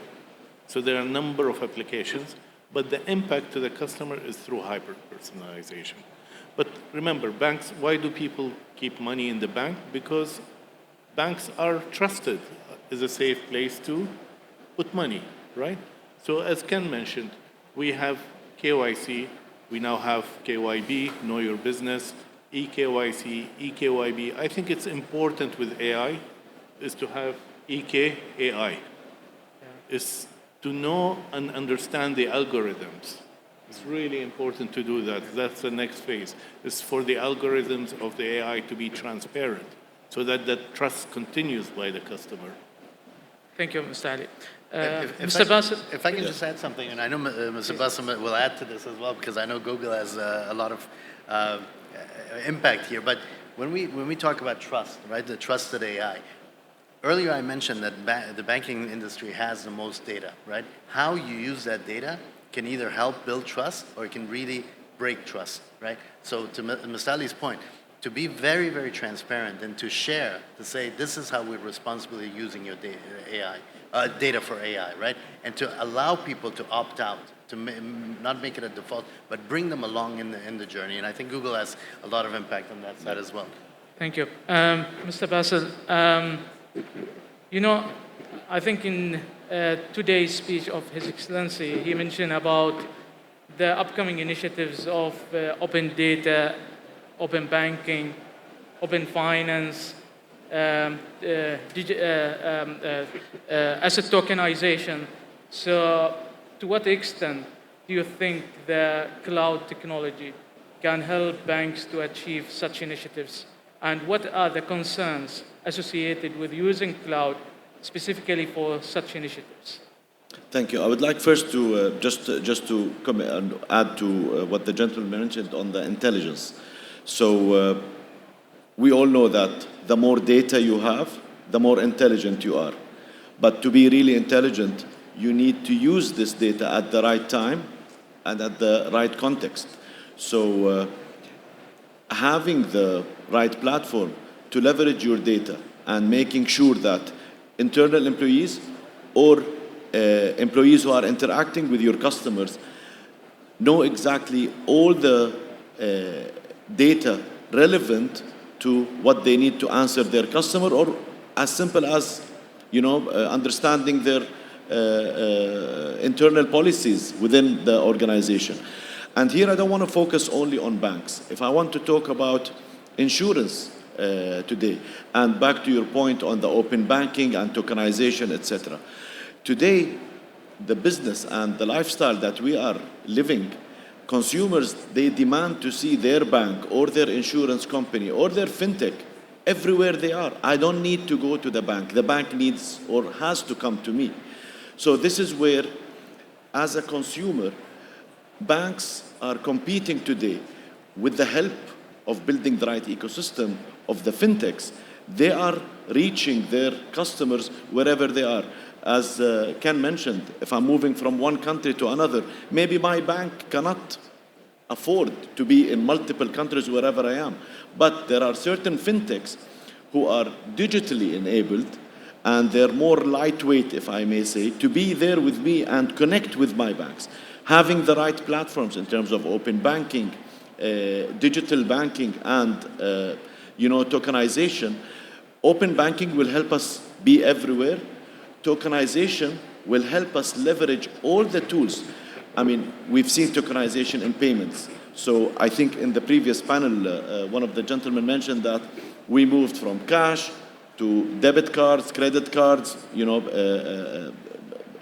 Google Pay and other digital payment methods. Today, with tokenization and with leveraging blockchain, I can tokenize my certificate of ownership of a piece of land, of a term deposit, of multiple tools where I can get more facilities, I can get faster transactions. At the same time, I need to have transparency. So part of leveraging blockchain, it's not only a fancy technology. We need to look at what benefits it brings us.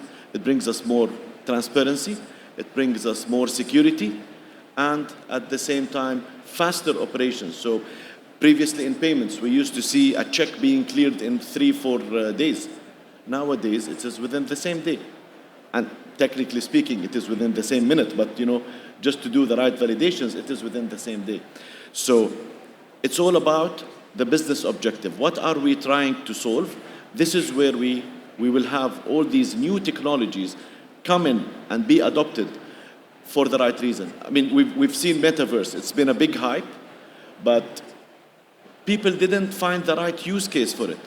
But when it comes to AI and blockchain, it's being adopted. It's here to stay, but maybe the hype is AI is going to solve everything, but without the right foundation, the good quality of data, the data governance, because I cannot just share everything. Exactly. So this is where the new technology and AI will be helping for the new next generation, if I may say, use cases. And I think, Mr. Basil, that is the key insights and key takeaway from what you have said. It is not only about technology, it is about technology, data, and people to facilitate such initiatives. And I think you have highlighted very valid point once you talk about having the need for having effective data governance in place. Because once you talk about open banking and open finance, you are talking about sharing data across different banks, institutions, and fintech solutions and beyond. Once we talk about open finance, which goes beyond the banking data. Correct. Now, I would like to hear from Mr. Ali, to what extent the banking laws and regulations consider such aspects of having an effective governance of banking data? So the banking law and the new banking law that was recently issued again re-emphasizes the data privacy and protection and consumer protection. So there is a lot of focus on the main banking law, but this is also complemented by regulations issued by not only the Central Bank of Oman, but other entities. So when we talk about AI, there is a national AI committee that have issued recently, ethical use of AI. So all these complement each other. Yeah. So it's not only one entity that addresses this issue. There are multiple entities, and I think it's a continuous improvement. So where we are today, in my view, we're at a good place. We're at a very good place, and we are future ready. It's just a matter of expediting the deployment of all these initiatives, all these solutions, including insurance. I mean, the insurance one was really a good example. Today, two people, and sorry, I'm going a little in a different direction, two people having the same profile, insurance risk profile, will be charged the same as for insurance cover, say a car insurance cover. However, their behavior is different. For example, one travels from home to work within the Muscat area. No, very little mileage. The other person with the same risk profile as a person uses the same car but travels daily from his hometown, maybe which is an hour, 1.5 hours a day. The risk there is higher for accident than this one. Exactly. So they should be priced differently. That's not happening today in Oman. Correct. Because there is no use of AI to analyze this data. This data is available. It's a usage of the car, it's a risk profile, but if you apply AI, you can actually differentiate between the pricing, risk-adjusted pricing. So that's just one example. Other examples, of course, were mentioned. So this is on the applications, but in terms of framework and regulations, going to your question, I think we're at a very good place. Thank you. Let's take us to the next and last theme. Mr. Kin and Mr. Basil, looking ahead, what is the most exciting opportunity you see for AI and advanced technologies in the financial industry? So I would see more integration, okay, and more use of, or more embedded, if I may say, finance. So if I want to, let's say, be selling my car on a marketplace, I don't want to go if I may say, offline to go and finish my insurance transfer to the new owner. I want my insurance company to be embedded within the marketplace to even transfer my insurance or even offer a new upgraded insurance policy, etc. I want, when I'm buying my air ticket, I want to see my bank offering me promotions, discounts to my new destination, to my at least insurance for my travel. It's more of an embedded insurance, and as Mr. Ali mentioned, it's personalized. There is a lot of, even when it comes to, whether insurance rates or mortgage rates, there are differences, and there is a cost for that. The reason why we have one standard rate is just because we cannot calculate the different profitability of my customer. If I leverage all the, whether acquisition rate, the retention rate, etc., along with the profitability of my customer, I can offer more competitive pricing. I can give you, 4% to X person, and I can say 6% to another one who has, or maybe who has a lower credit rate and higher risk, and maybe I don't want to retain such a customer. So I do see, as I said, more integrated services and more personalized services. This is how I see the future. Thank you so much. Mr. Kin? Yeah, so there's so many things to be excited about. It's a very interesting industry. It goes from, on the left side where, crypto could be coming into the industry formally. On the other side, in terms of KYC, getting better interaction with customers and so on.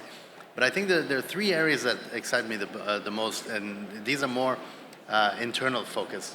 So number one, I really look forward to seeing how the power of AI and the technologies that exist makes us better internally. I'm talking about the staff of banks, right? To improve the quality of work that we do, the accuracy that we do, the speed that we deliver these services. And so each person working in a bank will become better at their job. Right? That's the first dimension. Second dimension is that there's a lot of processes and a lot of transactions that, as Bassem mentioned, checks clearing in 5 days, now checks clearing in 1 day.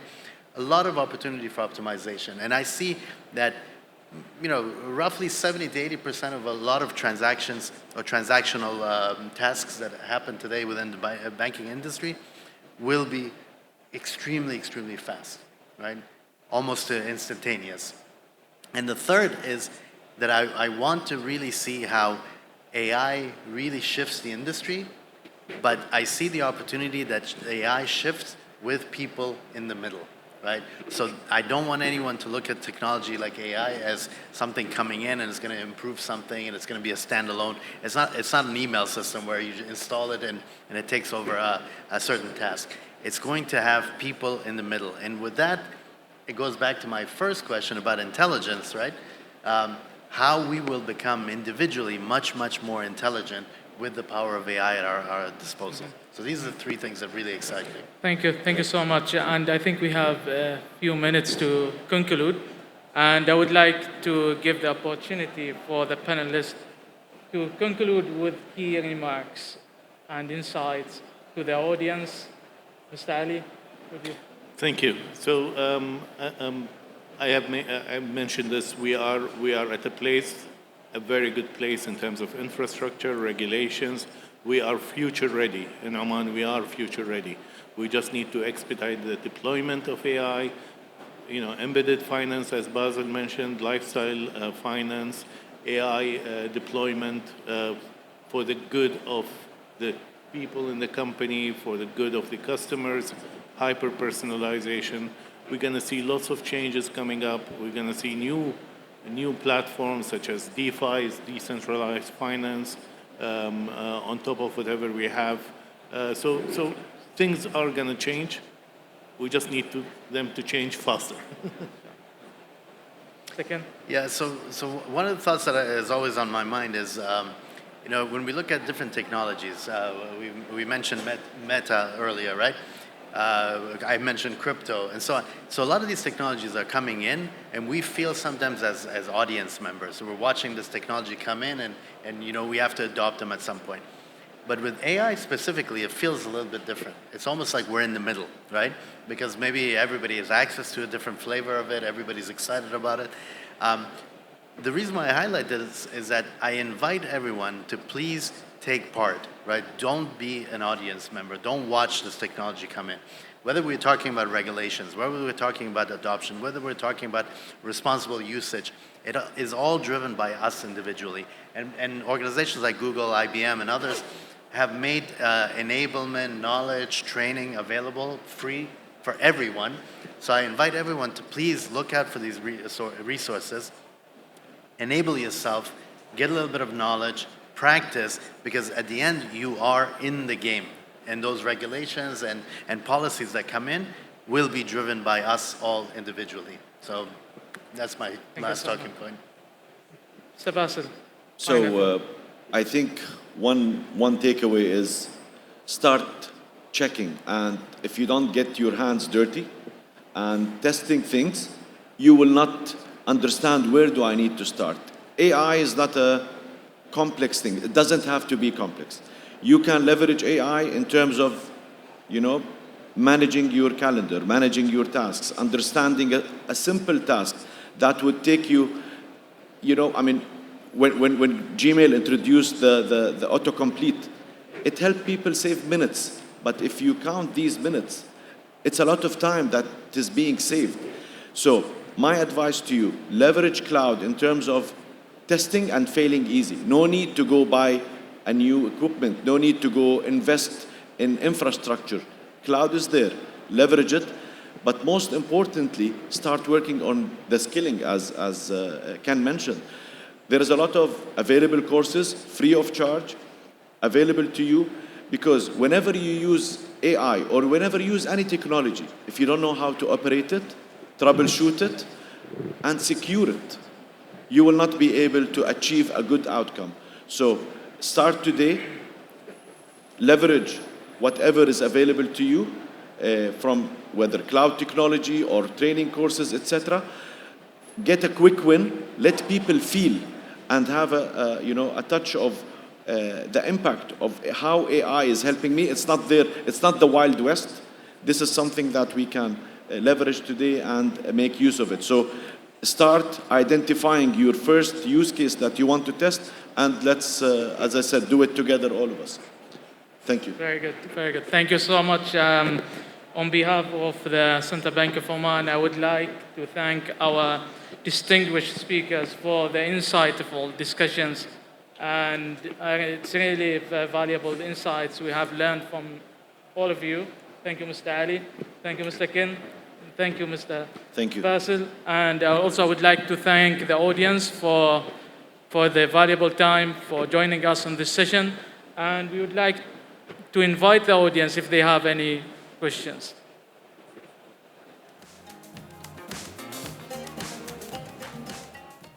Okay, thank you so much. Thank you. Thank you.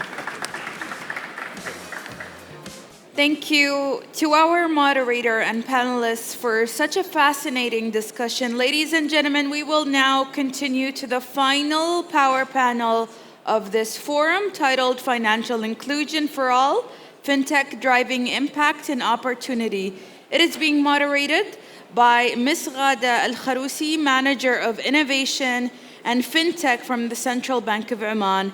And the esteemed panelists are Zain Umar, ex-Vara, Cambridge University, CEO of CFC, MENA, as well as Abu Bakr Al-Balushi, CTO MCD, Shamsa Al-Salmi, CEO and founder of Zumr, and Mr. Hari, Oman Country CEO of Beehive. Please let's give them a warm welcome to the stage. Okay, good afternoon, everyone. I would like to welcome you to today's panel discussions on financial inclusion, FinTech driving impact and opportunity. To put some context into today's topic, around the world, there are 1.4 billion adults globally still remain unbanked, and millions more are either underserved or excluded from services that can help them improve their economic reliance. Today's conversation isn't going to be about innovation only, it's going to be about intention. How do we ensure FinTech serves as a force for inclusion rather than a divide? Each of our panelists here today bring a very unique perspective on how FinTech can contribute and drive financial inclusion. So I would like to begin with a question. From your perspectives on how your organization is using technology to create more access and opportunity in the financial space. And I would like to start with Harry. Good afternoon, fellow panelists. Thanks for this opportunity being in this panel. It's a pleasure. It's a pleasure to be here today to share a little about Beehive and what we do. At Beehive, our focus is on empowering SMEs by offering alternative lending solutions through innovative digital platform. Simply to say, we aim to make decision faster, more accessible, and more affordable for small businesses. At Beehive, we help Omani SME companies to get affordable loans. And Beehive uses the AI technology to make finance faster, easier, and more accessible.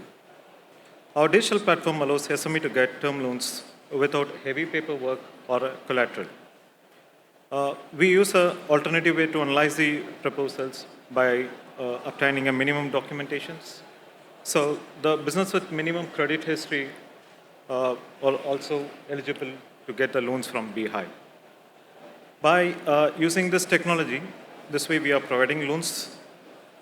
We help SMEs to grow in terms of increasing their operation capacity and then to achieve their revenues. That's it. Very good. So this is from a crowd funding perspective. I would like to hear Shamsa, you operate a digital Jam'iyya platform. So how do you create more access and opportunity from your perspective? First of all, thank you so much for having us on this panel. So at Zumar, we digitized the process of ROSCA, internationally known as ROSCA, rotating saving and credit associations, and locally known as Jam'iyat.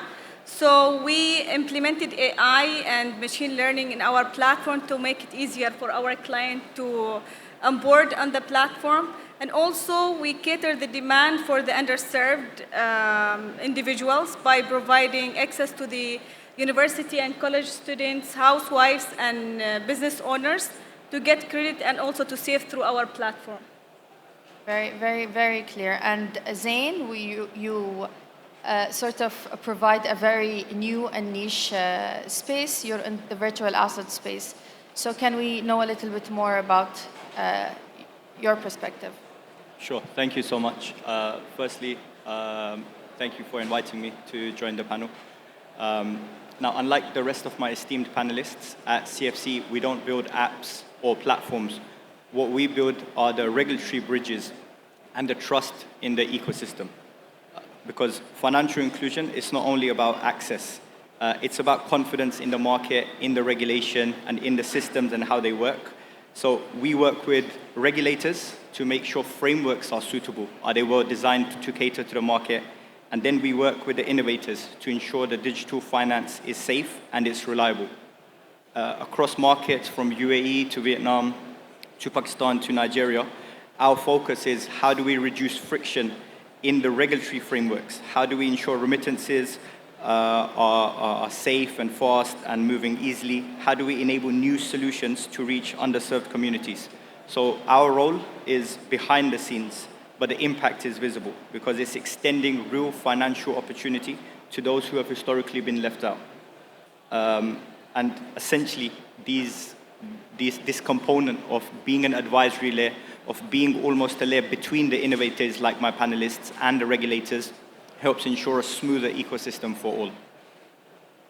Very, very insightful. And what about you, Abu Bakr? You are the CTO of MCD. What's your take on this? Assalamu alaikum. Good afternoon. Thank you, Ghada, for this opportunity, and thanks to Central Bank for arranging such an event. At MCD, we have embarked our transformation journey recently, and because the MCD is the infrastructure provider of Oman's trade and security market. And one of the key aspects which we are going to work with the fintechs and collaborate with the fintechs, and especially with fintech marketplace-driven solution, where we can bring MCD along with all investors, brokers, and also the banks and all other stakeholders in one ecosystems, where they can collaborate and share different services and solutions, such micro platform services, financial services, investment services, where they can serve different sectors or different segments, be it SME sectors, junior investors also. And that is actually has been heavily, some work is going on. A part of MCD's main role to serve the brokers and the other institutions. We would like to provide solutions which can cater to different segments, be it the SME or the startups. Yeah. Okay, very, very clear. And now when we talk about the bigger umbrella of financial inclusion, we also understand that it's multi-dimensional. It includes digital consumer protection, market conduct, gender and climate issues. Now my question is here to you, Harry. How can fintechs balance innovation with customer protection, especially in markets with minimal global digital infrastructure? Well, when we are talking about protections, right? Yeah. I would say the customer protection. Okay. The customer protection starts right at the beginning of dealing with them. Okay. So the loan process, how it starts, you go meet them, you start collecting the documents. So there we start everything. So we need to have an open and transparent conversation with the customer. So about the documentation requirements and eligibility criteria, ensuring that the loan is within the repayment capacity.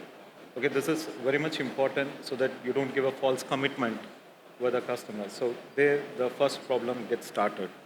So all of the terms should also be explained very clearly to the customer so that it will be within the records. And also, you can explain in a very simple manner. That's my opinion. Secondly, any data we collect must be used very responsibly and always with the customer's consent.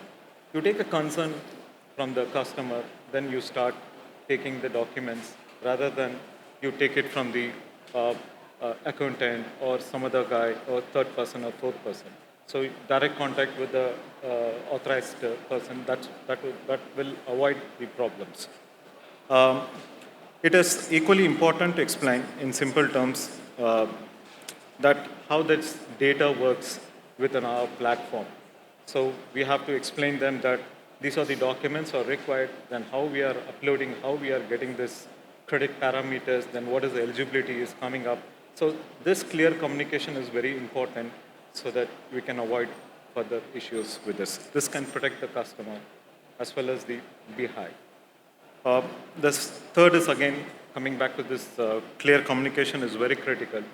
And so borrowers should be able to reach us in their own language. This is also very critical because so their own language communication would be better.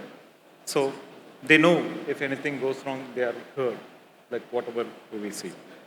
So I feel like protection is really about building trust, not only just regulatory purpose. That's it. Yeah, so Harry, you mentioned three very important points.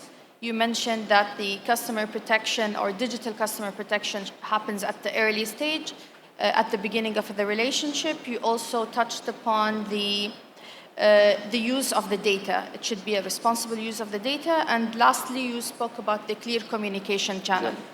Now, Zain, do you agree with this concept, or do you have anything to add to that?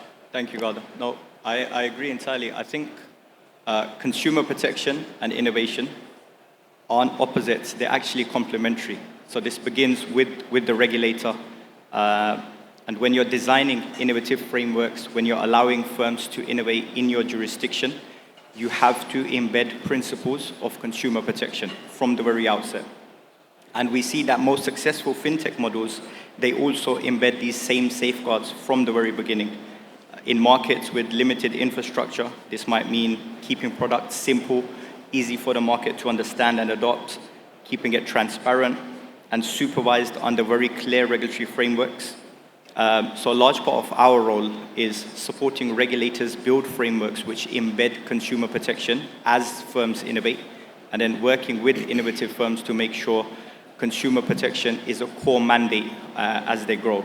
Ultimately, consumer trust is the foundation that allows innovation to scale sustainably. Okay, and now we're going to move a little bit to talk about it from a different perspective. If we talk as public institutions, we should ensure that no one is left behind as we move towards a digital economy. But for decades, some business models are very cash intensive in nature. And here I'm talking about the old concept of the jam'iyya and how it operates. Shamsa, from your experience so far, how can fintechs build trust among first-time users, especially when your product or when the business used to be very cash intensive? I would talk about our experience with Zoomer. So we digitized the process of jam'iyya, making sure that everyone can have access to get credit and also to save. So to gain the trust of the, especially for those first-time users, we did lots of things at the beginning. To mention some, we have some different financial literacy campaigns to make sure that those users don't have any doubts or fears, and just to answer their questions, to address their challenges. And also we have a very enhanced supportive customer support channels. We can reach to our customers and personalize the support to our clients whenever they need. So using these two techniques, we alhamdulillah, we got the trust from our users, especially for those who are first-time users when it comes to shifting from using cash to the digital payments and digital financial products. And if we can ask you about the acceptance in your platform so far, since you started with the Central Bank of Oman under the FinTech Regulatory Sandbox, how would you explain the journey and the customer's acceptance towards using your platform? So Jam'iyat is very popular in the market. It's not a new concept. We just digitized the process. So it's very popular. It's part of the culture in Oman. And according to the National Center of Statistics and Information, more than 53% of the population in Oman use Money Circle to access credit and also to save. So we didn't face any challenge when it comes to just convincing people to use Jam'iyat. It's already there. We just made it easy for them to access Jam'iyat. Yeah, that's very good, and I think that's positive on your end. So when we talk about financial inclusion in the digital age, we cannot ignore the digital infrastructure. So the financial inclusion, it requires an enabling and far-reaching digital infrastructure, which might also come with certain challenges. So Abu Bakr, what are the biggest technical challenges in delivering inclusive financial services, and how can fintechs sort of overcome them? From my point of view, is one of the main challenges in delivering inclusive financial services is having an integrated end-to-end sandboxing systems here in Oman, where you can have regulators, banks, and other financial institutions working together in creating different services, testing and piloting them safely, and taking them to the market. Today, you see that there is a disconnect between those entities. Yes, there is a tremendous efforts by the central bank in creating the fintech sandbox, and many institutions and private sectors, they have created their incubation centers, but yet that Oman is required that ecosystems in order to have well-integrated systems and providing unique services. Another challenge, I would say, it will be less technical but very critical, is that Oman's populations somehow is not helping the fintechs to grow fast and to adopt or to scale. I think this will be a message to the fintechs that they need to provide a lightweight services with very cost-effective services, where they can also cater to the different segments and different individuals within Oman. So you spoke about Oman's population as a challenge. Yes. But can you elaborate a little bit further about this challenge in specific? Yes, I mean, if there is a solution which will be provided by a fintech, there will be a limited of users or segment will be using that particular solution from that fintech. Hence, that's required that the solution should be in such a way adaptable, can change with whatever can be tailored into the different ways and different requirements from the public. Absolutely. And Shamsa, if I can ask you the same question from your perspective, what do you see as the technical challenges? So since we started Zoomer, we faced some challenges when it comes to integrating with PSP providers, banks. The documentations of some of the financial products that they have are a bit hard to integrate with. Some of the financial institutions, they outsource the development of their softwares. So saying that each part of the documentation is maybe developed by a third party and different entity. And the documentations of the APIs is really hard to integrate with when it comes to a fintech to integrate directly to their systems.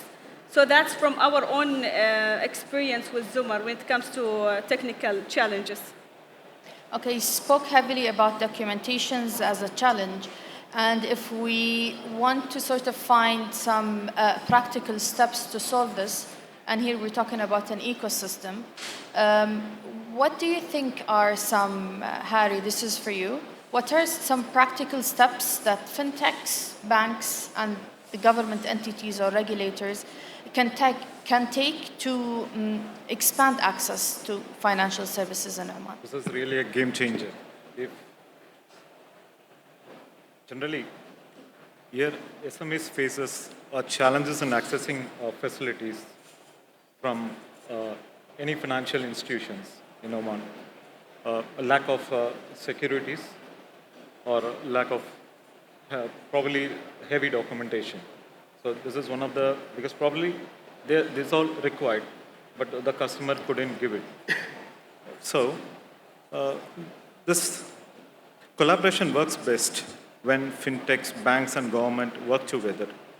So fintechs brings a smart technology by using AI, and accordingly the credit scoring method, and it reach faster.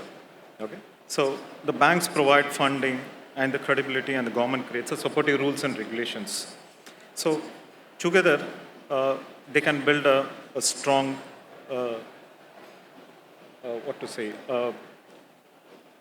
they can build a strong solution that helps small business, and we can help the unserved communities in Oman. Finally, this partnership can create a SME-focused financing platform, helping small business scales and contribute more to Oman economic growth. So it's not just about financial services, but about building an inclusive ecosystem where technology, policy, and finance all work together to develop the SMEs. That's my point. Yeah, so you spoke about the relationship between banks, fintechs, and the needs from the government side. Yeah. And Zain, I want to hear your perspective or your take on this, especially that you're operating, you provide advisory services around the globe. So what's your take on this? I think the one practical step, which is more important than all of the others, on how we allow fintechs, banks, and governments to expand access is partnerships. Fintechs can bring low-cost, digital-first solutions tailored for SMEs and local communities. Banks provide the infrastructure, the payment rails, the credit lines to make these solutions scalable. Government has a crucial role to play in setting clear regulatory frameworks, incentives like regulatory sandboxes, and reducing barriers to entry. And where we see the most impact, really, is when all three of these work together to create an ecosystem where innovation is enabled, risk is managed, and financial opportunity is widely shared. So the more we can pursue and push these partnerships between the banking sector, fintechs, and the regulators and government, the more we can expand access for SMEs and underprivileged communities, both here in Oman and, of course, on a global scale. Okay, you spoke about partnerships, and here we're talking about, translating this complex ecosystem into practical steps. And Abu Bakr, I want to hear from your perspective. Is partnership, do you agree to a certain extent that through partnership we will reach to, better heights? Certainly, I do agree with that. That should come as a consortium. Consortium needs to be built between all those parties, between the banks, fintechs, and government. And if we want to implement a blockchain, the blockchain will work only with a consortium when you have unified services among those entities. I would also add to what the colleagues added here, that early exposure will also matter. Education side from schools, universities, and college is very important, where financial literacy, digital financing needs to be embedded in the schools or in the universities, where the new generation can be ready for using the digital services, be it from the banking services or from the fintechs. Okay, fine. You touched upon something really important, which is financial literacy. And we believe that any new product and service to be accepted, there should be the knowledge behind it. You also spoke about the importance of talent building in universities and in schools. But Shamsa, it's important for us to hear from your perspective as well. So what do you feel are the barriers, and what are some practical steps that the ecosystem can do to sort of increase the financial inclusion? I think in Oman, we need to come, like all stakeholders needs to come in the same, we unite forces and come all together to discuss the challenges and opportunities. And for that, we are having a fintech community called IDRAC. So we gather all stakeholders, including bankers, regulators, students, startups, founders, anyone who might be interested in fintech, to discuss challenges and discuss opportunities. And that open discussions will allow us to reach our targets and goals faster. So I would love, if you will allow me, I would love to invite everyone to join us on the 30th of this month, September 30th. We're going to have FinTech get-together, inshallah. We will announce more details about it in IDRAK. If you have an Instagram, you can follow us, IDRAK. So it will be a great opportunity to all come together, having open discussions that will allow us to make the process easier for the fintechs and also for the all stakeholders. Yeah, and that's exactly, I think you just answered most of the suggestions that came here and during the panel. So some people said consortium and partnership, and IDRAK has been operating for quite a while. It's a forum where regulators, banks, and fintechs meet to discuss challenges in the ecosystem. So I would like to echo the invitation on the 30th of September, if you're all around. I know the schedule has been quite dragged. We are up to our last question today, and it's a question, how do you see the future? On that sphere, I would like to know from your perspective, what's one underrated technology or trend that you believe have untapped potential to drive inclusion over the next sort of few years? Harry? This underrated technology in fintech, this has a significant potential to support SMEs and drive inclusions as artificial intelligence. This is helping the credit scoring. You apply today, within 15-20 minutes, you might get the credit scoring fast. So you know the customer is eligible or not. So that's how the AI works. So this, instead of this traditional credit scoring, often relies on the limited data. So making it a challenge for many SME, small business, especially for the startups, green projects, okay? They will not have this much documents, so they will struggle to get the loans. And also, these kind of customers will not have securities. Okay? So AI can analyze a broader range of data points, including cash flow pattern, business performance metrics to assess credit worthiness. So this is what I think one underrated. No, excellent points. You spoke about credit scoring and securities. Yes. Very good. And Zain, what is one underrated technology or trend from your perspective? Thanks, Ghada. I think the sector which has the most underrated impact within financial inclusion is still blockchain and virtual assets. We've seen it grow in popularity. Regulators are more focused on it. The market's investing in it more heavily. But beyond this sort of trading and meme coins and everything else which makes the news, virtual assets can enable low-cost cross-border payments, new saving products, new investment strategies, and tokenized opportunities for a broader market. For SMEs and underserved communities, this means things like cheaper remittance and domestic payments, more efficient financing, and a bridge into the formal financial ecosystem. So with the right safeguards, virtual assets can shift from a niche into becoming a real engine of financial inclusion. We had a really good example of this recently in Dubai, in the UAE, where you may have seen the tokenized real estate initiative from Dubai Land Departments and the Virtual Assets Regulatory Authority. Our role at CFC, we worked with the first company globally who's regulated to issue tokenized real estate to mass market. And we worked with the largest developer in the UAE to enable the process of distributing property on the blockchain. In real terms, what that meant was customers all around the world, within 30 seconds, could purchase a token which represented a right to an investment property in the UAE, which was previously a process which took several months. You had to set up investment accounts.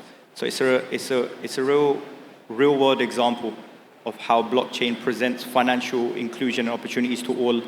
From as little as 2,000 dirham, someone can now invest in and own real estate in the UAE from anywhere in the world. So the more initiatives and examples we see of expanding virtual assets, there is real potential for this resulting in more financial inclusion, a fairer system for everybody, and a chance to participate in formal financial economy for many people who have been historically underserved and underbanked. I really liked the example of the UAE. It is a practical example that actually has just happened. And we can, I think, all learn from it and have it as a use case for us to sort of build upon. Shamsa? For me, it will be decentralized finance and open banking. So, especially for us in Zumar, that will help us a lot to predict the risk of each and every single individual, and that will allow us to serve more underserved individuals. So open banking? Open banking. And I think most of the banks, they started investing on this.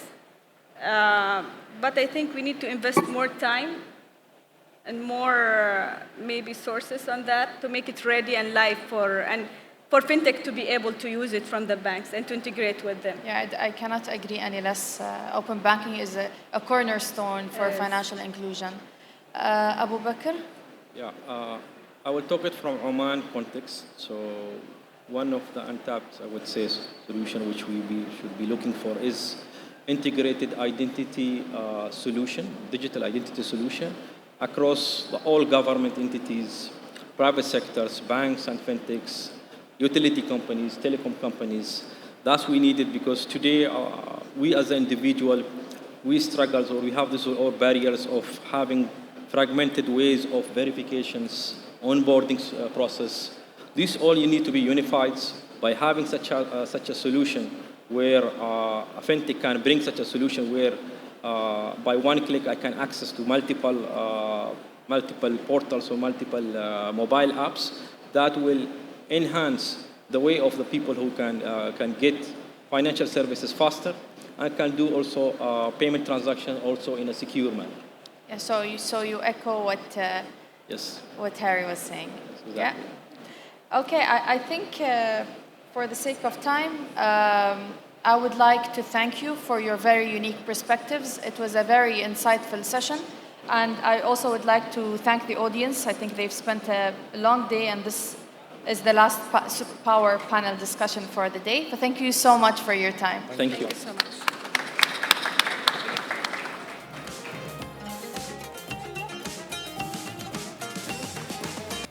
Afternoon, everyone.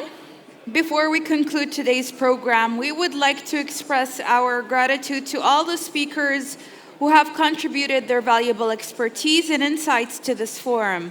Their contributions have been essential in enriching the dialogue and highlighting the role of fintech in shaping the future of the digital economy. We'd like to distribute some tokens of appreciation to all the speakers who have contributed to today.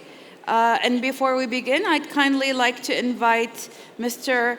Firas Al-Lawati to join us on stage to distribute the tokens of appreciation.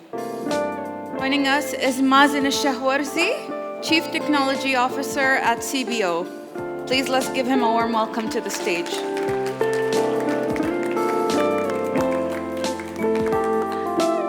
We'd like to begin by honoring Namir Khan, Chairman of MENA FinTech Association.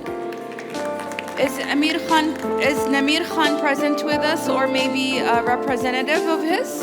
Unfortunately, he's not present, so we'll move on to Khalid Al-Mahrouqi, founder and CEO of QPay.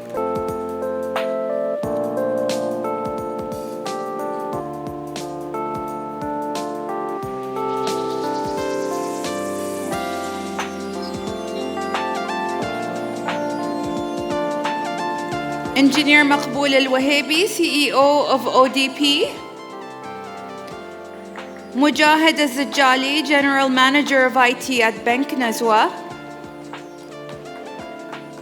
Hamza Al-Lawati, CEO of Wadi'a.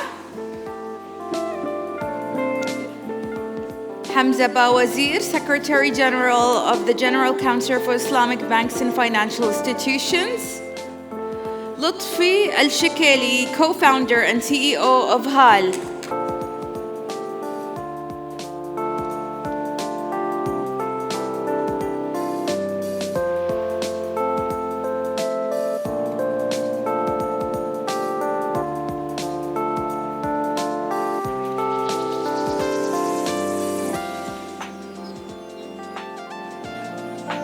As'ad Al-Kharousi, Chief Operating Officer at Al-Izz Islamic Bank.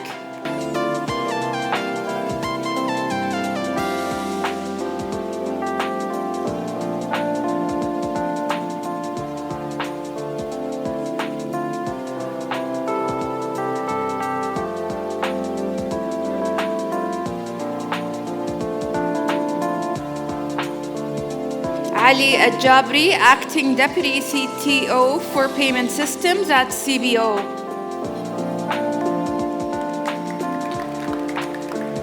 Abdulaziz Al-Rawahi, Co-founder and Chief of Innovation at OnPay. Tawfiq Al-Lawati, CEO at Friendly Pay Oman.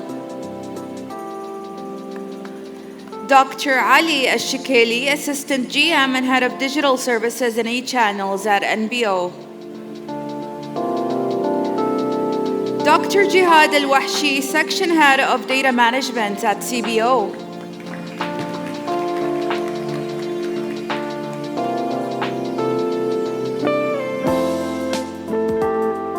Ken Hapson, Regional Data, AI, and Security Technology Leader at IBM.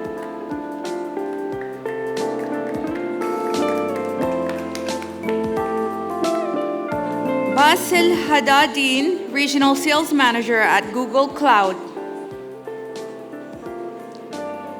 Ali Hassan Musa, Financial Expert and Advisor at the Ministry of Finance, Oman.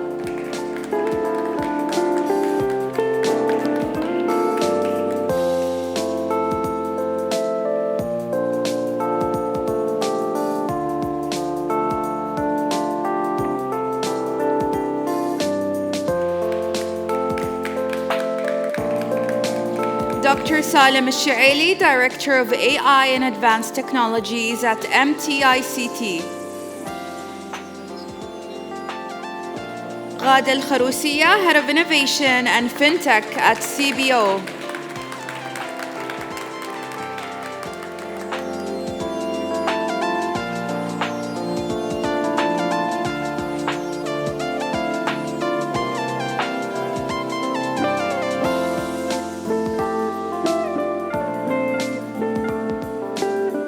Zain Umar, CEO of CFC MENA.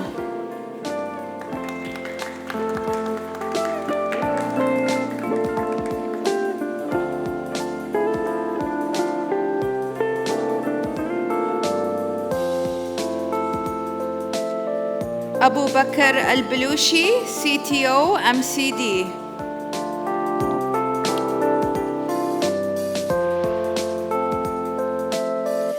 Abu Bakr Al-Balushi, CTO MCD.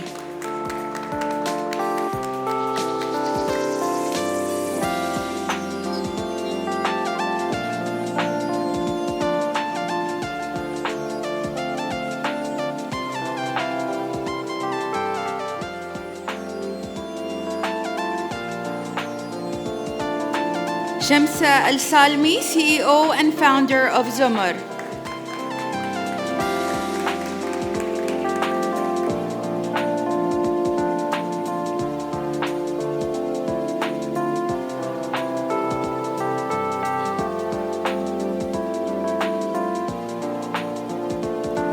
Harihara Sudan M, Oman County CEO at Beehive.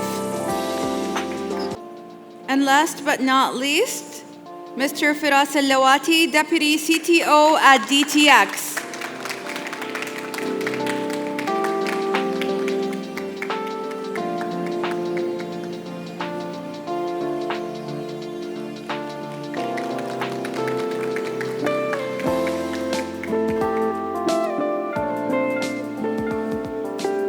Thank you for joining us on stage.